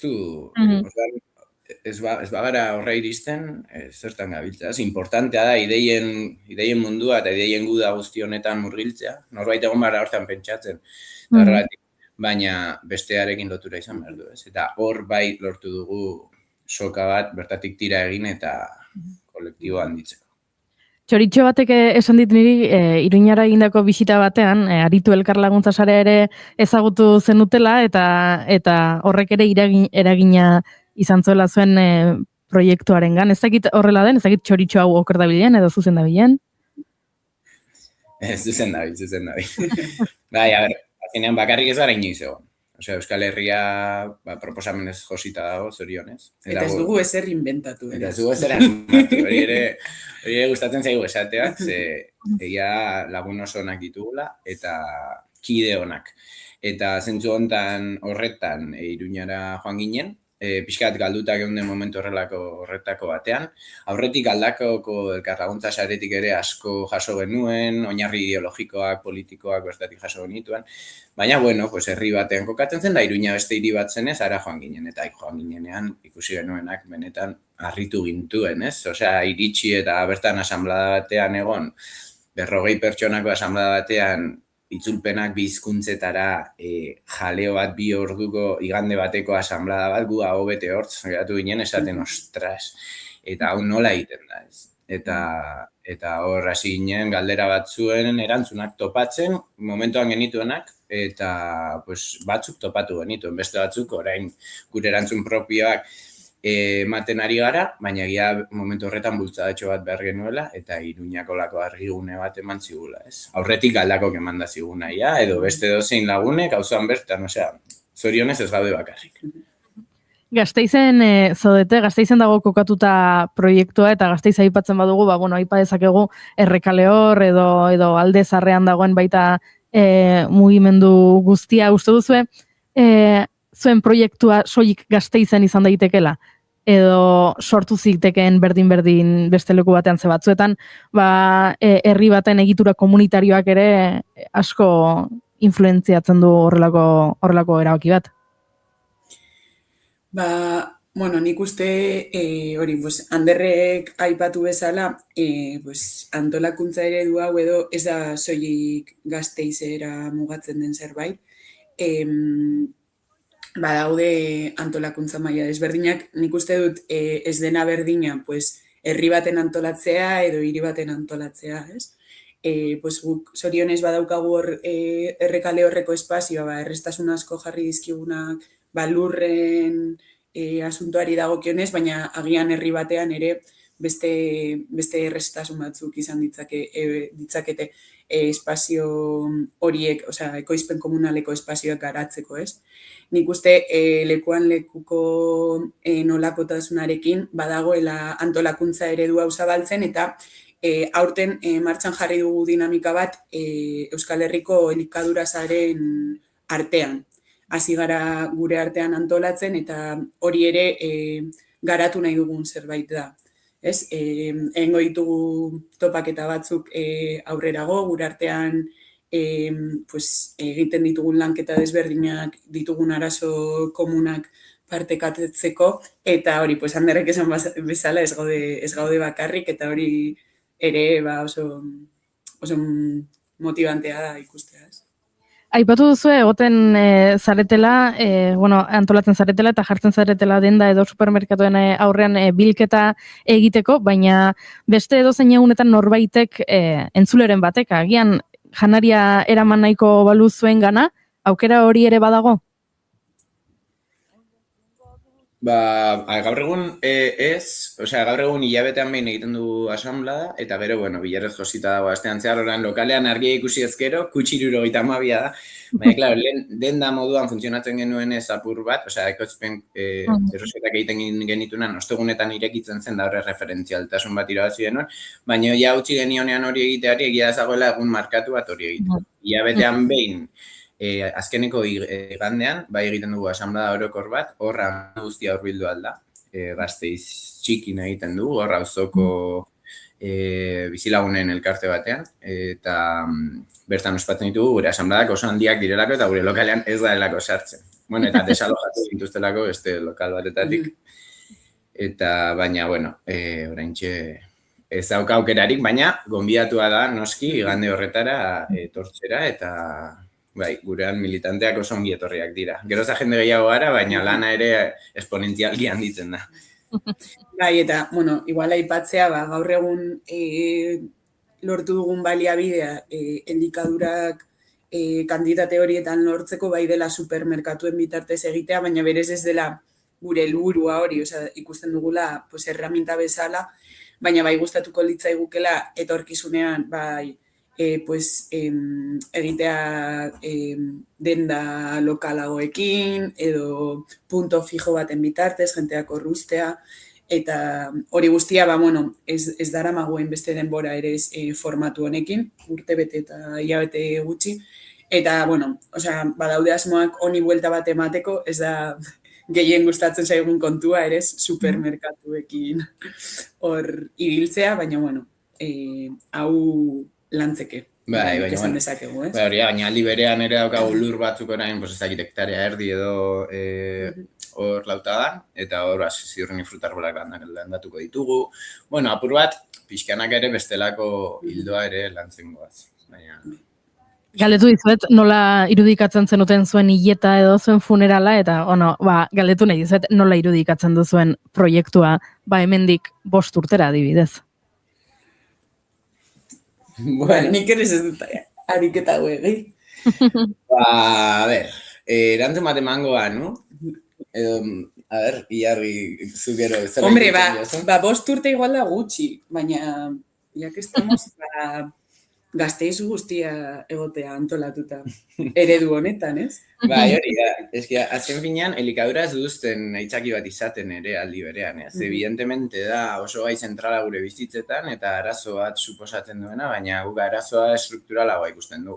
Eta gure bizitza, elikaduraz gain, etxe bizitza ere bada, zaintzak ere badira, hor, orokorrean guk elikadura hartzen du aitzaki izan, baina gure asanbladetan ez bakarrik elikadurari buruz hitz egiten. Hitz egiten da gure kidea desalojatuko dutela hemendik eta hilabete batera, laguntza beharko duela horretarako, jendeak arazoak dituela alokairuak ordaintzeko, jendeak arazoak ditu oro arlana topatzeko, paperak lortzeko. Osea, orduan, klaro, nola irudikatzen dugun gure kolektiboa, igual da oso egozentrista izatea, bakarrik gure kolektiboa ikustea, igual nola irudikatuko genuke Gasteiz, eta hori igual bai asmatu duzu, ez? Pues igual Gasteiz oso egotea pixkan mentalizatuta, antolakuntza ereduan eta pixka bat geroz eta antolatuago egotea ahalik eta esparru gehiengoan, herrizoma elikadura asetzen bani badu sortzea horrelako kolektibo gehiago, bizitza gehiago hartzen duenak eta pixka logika berean elkar laguntzaren bitartez holako masa sozial antolatu bat egoten ez, ojala. Bueno, esan duzu 5 urte gutxi dela agian, baina pixkanaka ere egiten da zia, ez? Eta kontzientziazioa zabaltzen balin bada, eta kontzientziazio mailak altuagoak balin badira, gero horrek ere frutuak ematen ditu, beraz. Ez dago gaizki horrela amestea maila altuan, eh? Bai, beharrezkoa da batzuetan, ere bai, jarraitzeko bestela. Bueno, bikote, ez dizuegu denbora gehiago lapurtu nahi, eskerrik asko gurekin bigarren kafe bat hartzagatik, naiz eta bigarren kafe virtual bat izan den. Agian urrengo batean hitzordua jarri beharko genuke aurrez aurreko kafea hartzeko, ze guri ere gustatzen zaigu horrela gure Euskal Herriko beste txokoak bisitatzera eta igiltzen gara handik eta hemendik, beraz, besarka bat bidaltzen dizuegu hemendik eta esan bezala eskerrik asko tarte hau eskaintzagatik. Vale, mila esker zuei, benetan. Eskerrik asko, bai, ondo izan. Segi eragiten. Ja, hala.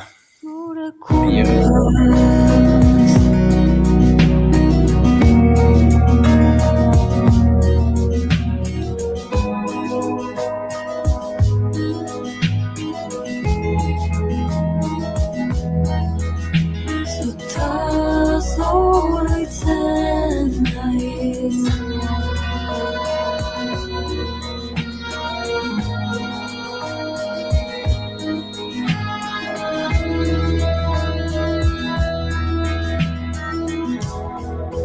Joateak eman abizua zuartu du berarri gorra bildu dena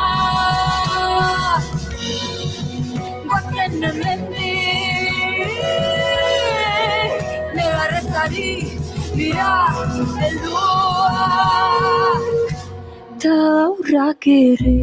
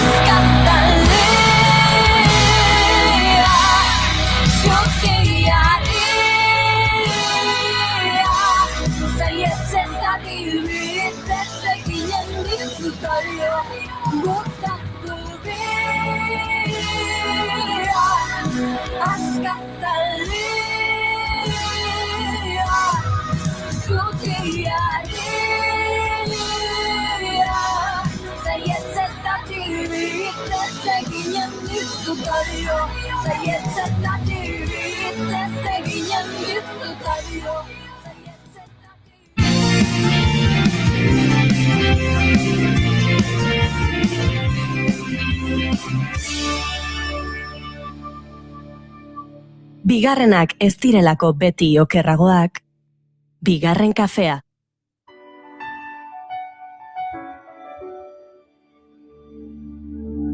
I am not a stranger to the dark. Aiora Mujikak esan digu bera urduri dagoela gaur eguerdian, kontatu duen bezala BTS taldearen kontzertuetarako sarrerak jarriko dituztelako eskuragarri eta bera han egongo delako eta urduri zegoela, aurreko ordu hauetan, baina honik badakit aktore eta zuzendari eta ekoizle eta makillatzaile eta ia paindegi asko urduri daudela baita ere, ze gaur ordu biterdietan, 3 ordu barru, Oscarretarako izendapenak jakingo ditugu. 88. Oscar sari banaketaren izendapenak gaur esango dituzte. Izango dira Daniel Brooks eta Lewis Pullman, beraiek arduratuko dira izendapenak iragartzeaz. Daniel Brooks egon zen Oscarretara izendatuta El Color Púrpura, The Color Purple pelikularen gatik, eta Lewis Pullman ezagunagoa da Top Gun pelikularen gatik adibidez, eta beraiek aipatuko dituzte. Hemen Euskal Herrian ordu biterdietan han goizeko 8:30 ustet izango direlan estatu batuetan, eta zuzenean eskainiko dute emanaldia ikusi daiteke, uste dut Disney Plus, TikTok, YouTube, leku askotan emango dituzte, eta urduri dagoela jendea hori zalantzarik ez dut, ze Oscarretarako izendapen batek, ematen dizu gero nola baiteko izena, ez? Gero betirako izango zara, Oscarretarako izendapena lortu duen aktorea, edo zuzendaria, edo teknikaria. Robert De Nirok behin izan zuen, uste, beretzako saria handiena nominatu egotea zela. Irabaztea baino behiago, ez? Ze esan bezala, betirako izango zara Oscar nomini eneko. Horrela, ez? Baina badakizu zein egongo den urduri, casting zuzendariak, ze aurtengo edizioan lehenengo aldiz, casting zuzendarientzako garaikurra egongo da, hauetzen banatzen horrela, azkeneko urteetan eta aurten lehenengo aldiz izango da, eta casting zuzendariak eta egia esan,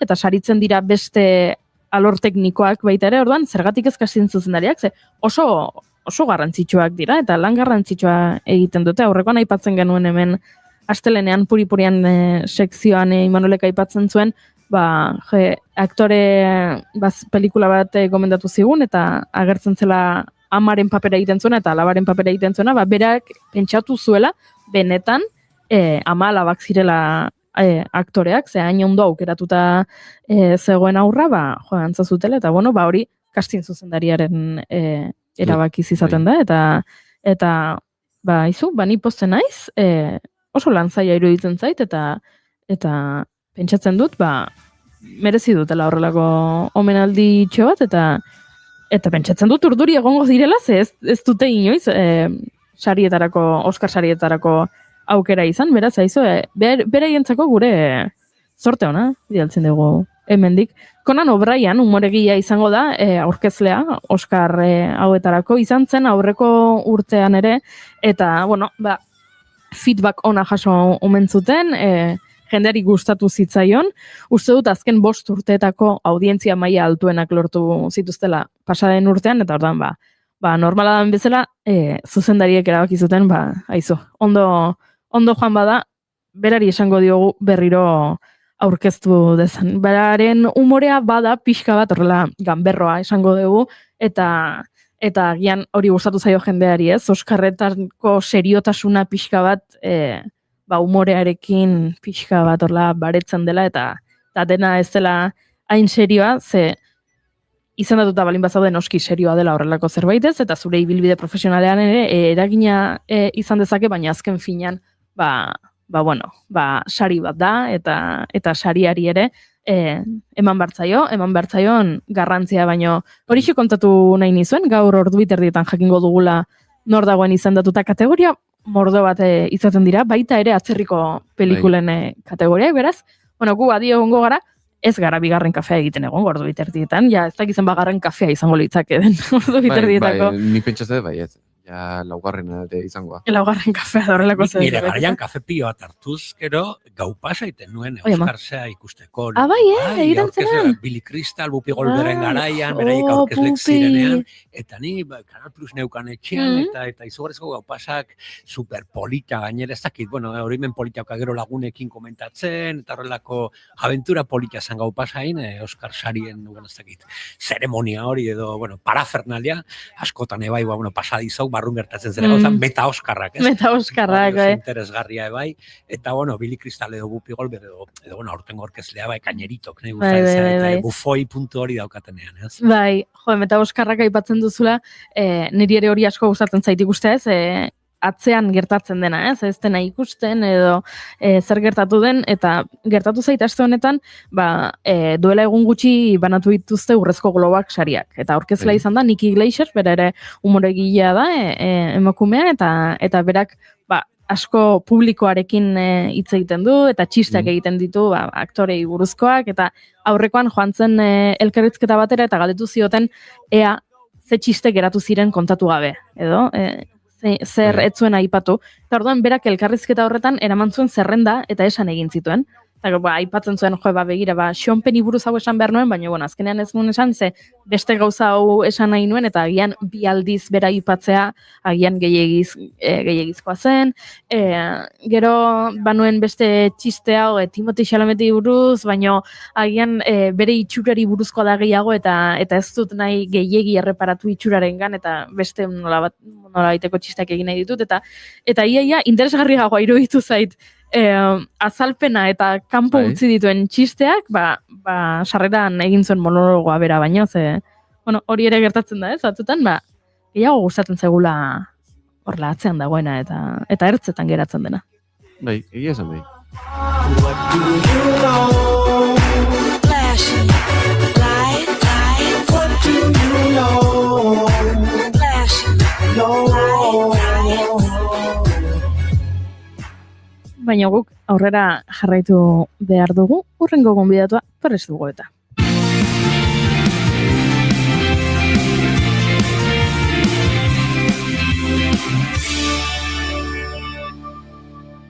Emaiozu bigarren aukera bat egunari. Naiz irratian, bigarren kafea.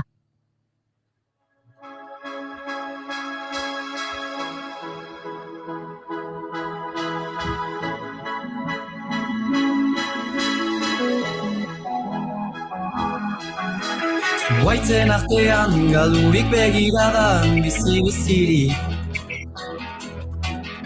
Jaik errepide dira aintzina noa, pausoz pauso. Izarrek puntuz puntu osatzen dituzten marrazki eixo. Ez digute erraiten zer izan behar dugun tazirez. Gure hurrengo gonbidatuak ez daki zer den paniko eszenikoa. Esaten du etxeko egongela izan zela bere lehen eszenatokia, eta ordutik edozein aitzakia izan da ona holtzaz holtza ibiltzeko. Musika, dantza, antzerkia, klauna eta nola ez, ipuinak.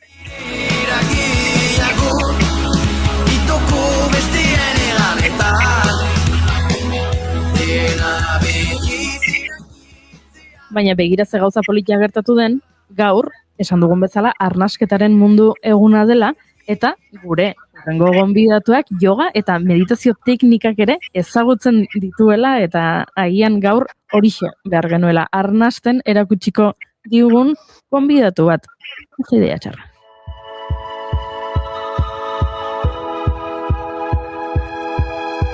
Gure dogmen gustu saminak itutzen gintuen barnetik. Malkoak irizik, esten ikasten ginu.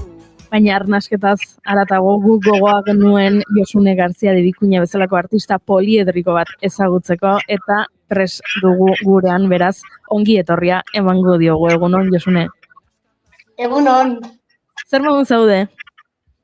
Oso ondo, hemen zure aurkezpena entzuten pentsatzen, ene bada, zenbat gauza, baina argitzeko ez naiz zertan aditua. Hortik hasiko gara. Ez hausnarketa teknikoetan, ez paniko eszenikoan, baina bueno, horiek guztiak barruan baditut, aditua ez banaiz ere, erabilgarri. Akaso hor dago jakinduria, ez? Osea, gauza askoretan gutxi jakitea edo aditua ez izatez, baina gai pilo bat ukitzea, ez? Izan liteke, horixe izan da nire bidea edo nortasuna, ez dakit. Bueno, nik aipatu dut etxeko egangela izan zela lehen eszenatokia, eta naiz eta zuk esaten duzun, ez zarela aditua, behintzat holtzetan gustora moldatu zara. Bai, gezurra badirudi ere pertsona lotxatia naiz, uste dut askori gertatzen zaigula hori, baina gero ez dakit eszenatokian egote horretan gozamena topatu dut. Orduan, barne borroka horretan irabazi izan du beti horregotearen edo nolabait artea konpartitzearen gauza hori, ez? Eta bai, txikitatik ibili izan naiz, antzerkietan, musika kontuetan, kantuan, dantzan, honetan eta bestean, eta alaxe da, eta egia da denborarekin eta ibilbidean aurrera inala, gozamena gero eta handiagoa dela eta sufrimendua gutxiago, hori ere esan beharra dago. Eta nola zu txikitan, horrelako zailtasun handia zen euskan edo, esan duzu, ume guztik horrelakoren bat izan behar dute, ez? Eta zure apostua izan da, umen gana jo arte disiplin ezberdin honekin.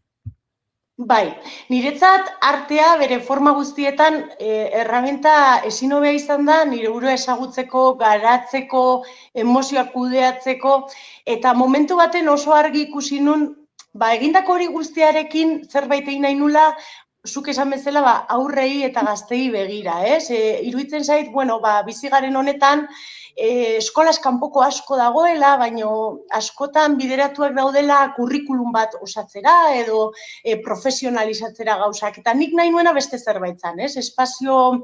Jolasteko espazio bat sortu, non bakoitzak bere izaera garatzeko aukera izango zuen, disiplina desberdinak ezagutzeko aukera izango zuen, baina beti ere hori, jolasaren bitartez eta gozamenetik. Eta hori zein nun, esan nun, nire bidea izan da nahiko arraroa esan nahi dut hori, ez? Hemendik eta handik ibili naiz, beti erabaki finkorik hartu gabe, baina horrekin guztiarekin zer egin. Eta esan, nik honekin egin nahi duena da partekatu. Eta niretzat oso erabilgarriena eta positiboa izan dena beste batzuei eman. Eta horrela hasi nintzen, proiektu honekin. Uste dut kable gorri interesgarri bat ukitu duzula, ez? Askotan eskolaz kanpoko ekintza horietan, askotan gurasok behidatzen dugula kurrikulum osatzea edo horrelako beste batzutan krudelago oraindik, ez? Igual aparkatzeko umea, ordu libre behar ditugulako, eta zure kasu da guztiz kontrakoa, ez? Zuke, aurra zinenen, ez dakit, gai batzuk edo nahi batzuk, horiek mantendu eta proposatu. Bai, hori da, iruditzen zait, ni beti aritu naiz eskolaz kanpokoetan edo aisialdiaren esparruan aurre eta gazteekin lanean, ez? Eta, urte asko izan dira, hori behatzen, ikusten eta behar bat somatzen nuen. Eta nahi nuen nik ere, hau da, igual oso idilikoa, oso utopikoa, oso ameslaria, baina nolabait munduari eman, ez, nik jasotako hori eman, ikusten dudalako horrek ere mundu hobe bat sor dezakela, ez? Eta sortzen garatzen ari diren pertsona hoiei erramienta hoiek ematea uste dut oso aberasgarria dela, bai gaur egunera begira, bai etorkizunari begira, ez? Hoiek izango dira geroko helduak, geroko mundu hori egituratuko dutenak, eta uste dut behar dituztela horrelako espazioak garatzeko beste modu batean. mugak edo arauak nola ez egon badaude, baina beti ere maitasunetik, askatasunetik eta jolasetik. Jolasa ahazten ari zaigula iruditzen zait askotan, eta jolasa kriston tresna da ikasteko eta barneratzeko, eta harremanak sortzeko, orduan, horretan jarri dut nik fokoa, bai. Ezagita aipatu duguna, baina Sorlasean proiektuari buruz ari gara, sorlasean.eu web orrian aurkitu ezakegu informazio osorik, eta nik ez dakit baina zerbait azpimarratu behar badut da zure beti nerabeen begira, eta oso ekintza gutxi daude askotan, 12, 18 artekoentzako, eta zuk proiektu guztitan beti daukazu atal bat beraiengan enfokatuta. Bai, iruditzen zait, hori, zuk esan bezala badela nolait, ahaztutako tarte hori, ez? Ematen du, edo niri ikuspegitik, beti nire ikuspegitik. Nolabait bizitza serio jartzen dela momentu baten, ez? Haientzat, aurra zeren bitartean ondo jolastu zaitezke, hau egin, beste egin, baina momentu batetik aurrera gauzak serio jarri behar dira, zure helburua da lan bat topatzea, garatzea, ikasketak, eta hasten zaigu haiek oso momentu konkretua bizi dutela, haien izaera eta garapena asko markatuko dituena, eta horretan arteari espazio ematea, iruditzen zait, kriston erramienta haientzat. Eta espazio horretan, ez da erraza izaten, adin horietakoak erakartzea, ez dakit haien desira ez dagoelako, edo gurasoek ere beste nonbaitera bideratzen dituztelako, baina hurbiltzen direnean, nik uste dut espazio desberdin bat topatzen dutela, non bizi duten hori guztia eta barruan duten sumendi emozional hori nolabait bideratzeko aukera bat edo modu bat topatzen duten. Eta bai, uste dut garrantzitsua dela haiekin lan egitea beste modu baten. Ze interesgarria nik askotan hausnartu izan dut jolasaren fecha de caducidad edo iraungitze datan, ez? Nola zu kalera irteten zaren eta ikusten dituzu umeak jolasean, ume txikiagoak, eta joaten zara ikusten hauek helduxagoak dira, hauek ere bai, eta bapatean hor badago arrakala, eta urte batetik gorako, ez dakitzen bat urte den, baina adin batetik aurrera, badirudi jolasa aztu egiten dela, eta ez dakit den, Josunek aipatzen zuen bezala, ez, seriotasuna jartzen dugulako erdigunean, eta serio izateko eskatzen diogulako gaztei, edo ez gaituztelako ikusten helduak jolasean. Eta agian ez dutelako ikusten jende heldua, bere areien gurasoak, izebausaak, irakasleak, edo kaletik jende heldua ez dute ikusten jolasean, eta orduan iruditzen zaie, jada ez, jolasa badela oso lau urteko umeen zerbait, eta pena ematen dit, ez dakit egia den, baina pena ematen dit, batzutan sentitzen dudala, jolasak baduela muga hori. Uste dut, bai, hor tekla baten joduzula, nagusiok jolasean gutxi, edo jolasteko modua normalean desberdina izaten da. Eta egia da, erreferenteak faltan dituztela zentzu horretan. Orduan, referenteak izatea jolasten dutenak oso garrantzitsua da zuk esaten duzun arrakala hori gainditzeko. Eta egia da nik ere sorpresartu dut askotan, ni beti jolasten naiz. Nire klasetan haiekin beste bat bezala, eta askotan harritu egiten dira, egia da. Eta bai, arrazoi duzu horretan, erreferenteak faltan dituzte, helduak jolasean, baino jolasean, benetan ez, mai baten bueltan bakarri baizik eta gorputzarekin jolasean, emozioekin eta gure buruaz barre egiten. Hori ere garrantzitsua. Askotan ere oso barneratuta daukagu hori, ez? Osea, ez jolastu hau serioa da. Da, como que jolasa ez dala serioa. Bera, eskoletan jolastu ordua. Eta ez da ordu bat, ordu erdi bat da. Beste orduak ez dira jolasteko eta jolastu ordua bai dala jolasteko, ez? Da, como oso barneratuta daukagula kontzeptu hori, zea hori, eta, Kaiuk pedagogak adibidez esate zuela, ez? Jolasa da modu, jatorrizko modua ikasteko. Jolasten dugu ikasteko. Baina gero auskalo zergatik usten dugu jolasten, helduak bihurtzen garenean, ez?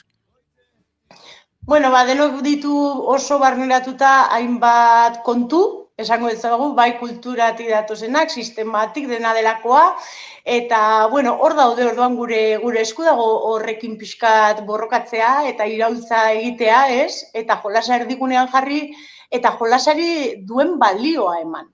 Zuk esan bezala, jolasa da, bueno, ordu erdiko kontu bat, baina gero guazen hau ikastera, ez jolasa kriston herramienta da, eta erdigunean jarriko bagenu, ikasteko modua askoz ere entretenigarriagoa litzateke, ez dakit, plazerretik arituko ginateke, eta horrela ikastea askoz ere gauza interesgarriagoa da. Eta bueno, badakit badagoela hori egiten duen jende asko, eta nirea ere hori da, nire bidea hori da.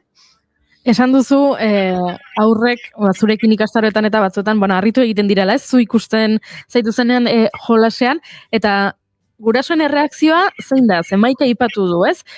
Ikerketak badaude jolasak garapenerako onuragarriak dira, lagungarriak dira, gurasoek ere, kostatzen zaizu konbentzitzea gurasoak horretara edo kontzientziatuta daude?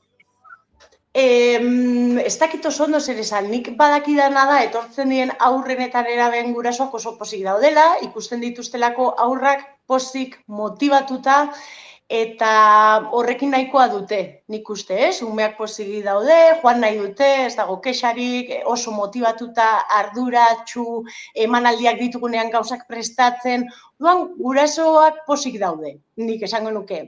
Eta familiekin lan egin dudanetan, etortzen diren gurasoak ja badute nolabaiteko prestutasuna badakitelako zertara datozen, baina egia da orokorrean helduak lotxatiagoak izaten direla, edo, pixka gehiago kostatzen zaiela jolasean sartzea. Baina esango nuke prest daudela ere bide hori irekitzeko. Ze polita. Sei hauek igurtzirik Nashville, Tennessee irautzaile neka ezina, Josune, argi dago, eta gainera, hortaz aparte, beti maleta ipuñez bete, han eta hemen ipuña kontatzen, eta goltzan ere aditua. Proiektu honen bitartez deskubritu nuen aurretik norbaitek esan zian zerbait, ez? Antzerki eskolanetan ebilenean ikaskide batek esan zian, zuk inoiz pentsatu alduzu horrentzako edo ipuña kontatzea, eta ez?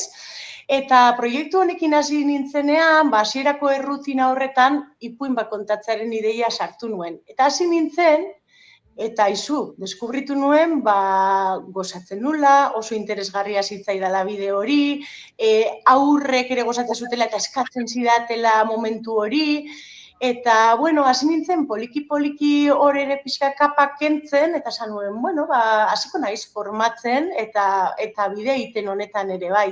Eta nolabait proiektu hori osatzen, ez? Batetik tailerrak eta bestetik ipuin kontadak. Eta horretan ari naiz, oraindik esango nuke hasi berria naizela, baina adin bat daukadanez badut nolabaiteko indarra edo heldutasun bat ere honi eragiteko beste leku batetik, eta izugarri ederrari da bidea izaten, bidean topatu ditudan lagunak, eta deskubrimendu bat, eta oraindik bide luze daukat aurretik, baina egiteko gogoz nabil, bai. Arabazan eskolan zaude, Itziarrekalde duen proiektua. Goen dela gutxi badakit Alberto Sebastian egon dela, kantabriarra, izugarri, proiektua izugarria da, Itziarbera izugarri ere, kontatu, eske joni kristonen bideakin nau, porque nire lanaga ezin dut, eta gustatzen zait jakitea nola dijo Arabazan aurtengo kurtsoa. Niretzat Arabazan izan da, bizitzak eban didan oparia ondienetariko bat. Hor bada emakume talde bat, eta lagun baten bitartez nolabait, esangotu nituen, atea jo, ireki zidaten, eta ailegabe nik ezingo nuke bide hau egin, eta hor, Itziarrekalderen eskutik eta beste lagunen eskutik eskola sortu da. Eskola formatzeko, Itziarrek beti esate digu eta arrazoi osoz, honetan aritu nahi badugula ardura bat eta formakuntza oso garrantzitsua dela eta jakin behar dugula zerekin ari garen lan egiten eta zertan eta zer nahi dugun. Eta horretarako eskola bat sortu da, kontalaritza eskola bat, non biltzen garen Euskal Herriko txokoetako kontalari zein ipuinetan interesa dutenak, hilabetean behin, Garaion sorgingunean, aurten bigarren ikasturtea dugu, bigarren kurtsoa edo, eta sekulako espazio ederra sortu dugu, non aukera daukagun gauzak ikasteko, kontzeptual lantzeko, partekatzeko orduan, oso bakartia izan daiteken ere lanbide edo bide bat bihurtu da kolektibo.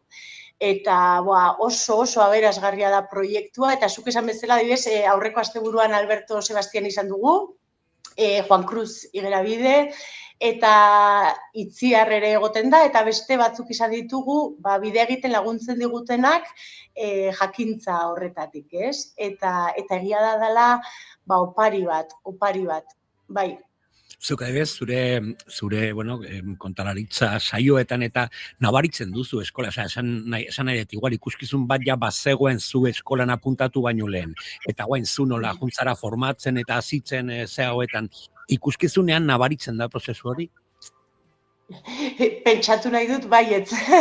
Nik behintzat bai nabari dudala, formakuntza horrek laguntzen didala, edo lagundu didala, horretik ari nintzen hori hobetzen, kontzientzia gehiago izaten, hobeto aukeratzen, hobeto lantzen, eskuartean daukadan hori, erabakiak hartzen, orain, atzera begira, pentsatu, formakuntzari gabe eta eskola hau gabe ezingo nuke egiten ari naizena egin, eta bide lagunak ere oso garrantzitsuak dira. Bestekin partekatzea, besteak kontatzen ikustea, jasotzea, feedbacka, hori guztia, ezinbestekoa iruditzen zait egiten dudan hori, ahalik eta hobekien egiteko jakin badakit asko daukadala oraindik ere ikasteko, eta hanka sartuko dudala 1000 aldiz egiten dudanean, baina poliki-poliki sentitzen dut ari naizela garatzen eta hobetzen. Orduan pentsatzen dut, ezinbestekoa ari dela izaten bide hau, formakuntza bide hau. Eta aldi berean, kontalaritza eskolak eragiten du bai pentsatze sorlaseanen beste arte disiplinatan, beste arloetan. Bai, azkenean batak bestea elikatzen du. Esan nahi dute, eskolan egiten ditugun dinamikak edo erabiltzen ditugun estrategiak, eramaten ditut bestera. Azkenean hori izan da pixkat sorlaseanen hasia batzuk besteekin elikatzea, ez? Eta batean ikasten dudana eramatea eta hemen daukadana eramatea, orduan aurrentzat kontatzen dudanean, sorlaseanen jasotzen dudan hori guztia oso erabilgarria zait, eta gero ipuinak ere praktikan jartzeko, konpartitzeko aukera ematen diatean umeek eta beraiekin egiten dut pixkat, ez? Tante hori kontatzen ditut, edo eskolan norbait entzundakoa, esaten hau kontatuko diet aurrei eta kontatzen diet, eta nire egiten laguntzen didate. Azkenean, bai, elikatzen dute elkar.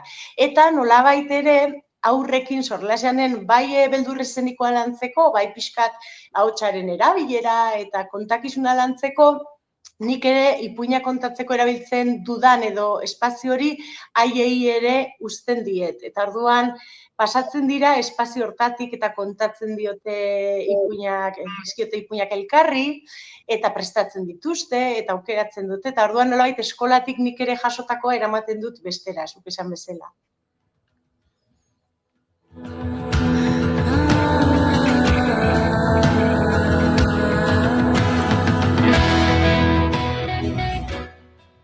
Jo, bai, Josune, ze gustora egon garen zurekin, guretzat irratia egitea bada nolabait jolastea, eta gu sentitzen gara jolasten ari garela irratia egiten dugunean. Eskerrik asko tartea hau hartzagatik gurekin egoteko, minututxo batzuk entzat. Eskerrik asko zuoi, eskerrik asko mai, gonbidapen honengatik plazerra da, espazio izatea proiektu honetaz eta nire kontuez hitz egin ahal izateko. Eta besterik gabe, aprobetxatuko dut esateko ekainean, helduentzako ikuskizun bat aurkeztuko dudala Gasteizen, Arabazanek Bitalkutxarekin batera badauka programazio bat, hilabetean behin Arkabia espazioan kontaketa bat egoten da helduentzat, eta hortxe egingo dut nire lehenengo helduentzako saioaren aurkezpena. Beraz, konbidatzen zaituztet horretara. Aitzakia izan daiteke zure bigarren kafe bat gurekin hartzeko, ekainean, ikuskizun hori baino lehen, helduentzako estrenaldi horin, aipatu genuen, eskolas izanean aurtengo kurtsoa, aipatu genuen emanaldi guztik, baino ja, botatzen zut, itzordu, hoi da, agendan apuntatu eta ikuskizun hori baino lehen berriro, bigarren kafe bat hartzen dugu. Mila esker Josune Gartzia dikuña. Eskerrik asko zuei. Agur. Zalantzaren lurraldean, oinak elkarra dantzatzera, kondenatu zituztenei. Paperezko arreziren, eta etengabeko muda baten biziren. Hasi gara gure gonbidatuekin hizketan eta hitz eta pitz eta ia eguerdiko 12ak gainean ditugu eta gaur arnasketaren mundu eguna dela eta eneko gauza batzuk kontatu nahi zizkigun eta iaia denborari gabe geratu gara. Askar zerbait kontatzeko moduan gaude? Bai. Venga, bota. Pipa kontatuko ditut. Dazkagun 2 birikak ez dira berdinak. Ez. Ara? Antzekoak izan arren ez dira berdinak. Eskuineko birikak 3 lobulu ditu, goikoa, erdikoa eta bekoa, eta ezkerrekoak berriz 2, goikoa eta bekoa. Ara? Eta beraz, eskuinekoa, ezkerrekoa baino handiagoa da. Ezkerreko birikak bihotzarentzako lekua utzi behar duelako. Ze bolita. Vale. Oso ondo, lehenengo datua, txak, perfecto. Hau trivialen galdetzen dute gero, Bai. Bigarrena, birika bakarrarekin bizi daiteke. Baino iskubikoa izan behar du? Ez du zertan. Baino, zailtasun askorekin. Ai, ja, ze pena. Ze gaixotasunak hartzeko, joera handiagoa duzu, zailtasun asko azkazu arnazteko, baina bizi zaitezke. Agian ez zain ondo, baina bai. Pozagarria da jakitea, izu. Birikek 306 milioi alveolo inguru dituzte. Baina? Alveoloak dira aire ezaku edo poltsa txiki batzuk, arnaz prozesuan beharrezkoa den gaz trukea egiteko erabiltzen direna. Gazak, zeobia eta oksigenoa elkarren artean aldatzeko. Zenbat alveolo esan duzu? 306 milioien artean. Bida, urrengo batean, ispilu hori begira jarri, eta zure buruari esaten diozunean, ze lodia zauden, pentsatu, ez nago lodia, dauzkat, alveoloak. Alveolo ugari, dauzkat milioika alveolo, eta alveoloek lekoa behar dute. Karo, hori, noski? Hori da teknikarik onena. Vale, birikak dira flotatu dezaketen gorputzeko organo bakarrak. Ui. Karo, hainbeste alveoloerekin eta hainbeste gazekin, flotatu dezakete. Ados? Ze bitxia hau dena, Bai. Etzulei gogoraraziko diogu gaur dela arnasketaren mundu eguna eta horregatik ari garela hemen birikekin bueltaka ez dela bapatean eneko aurkeztuko medikuntzako azterketara residente izatera. Ez dut uste, baina bueno. Eta bain azkenengoa, hau da nahi gustatzen zaiten datu horietako bat. A ver. Doministikuak orduko 60 kilometro ordukораinoko abiadura sortzen du. Wow. Orduko 60 kilometro? Bai. Hau da 60 kilometro orduko. 60 kilometro orduko. Patinete elektriko bat baino asko zazkarragoa. Isuna. Isuna. Bale, orain pentsatu behar dugu eneko datu hauekin zer egin. Ez daukagu oso argi, baina guk datuak bota ditugu, entzuleentzako zuentzat opari datu horiek, eta orain zuek erabaki zer egin informazio honekin. Oxigenio bat zara. Ze txarra. Eskerrik asko eneko eta bixi-bixi. Agurtu egin behar zaitut? Agur. Zuere agurtu egin behar zaitut? Plazer bat. Eta entzule, zuek ere. Agur zuentzat. Ze gu, bagoaz baino, gure lankidek hartuko dute lekuko agur.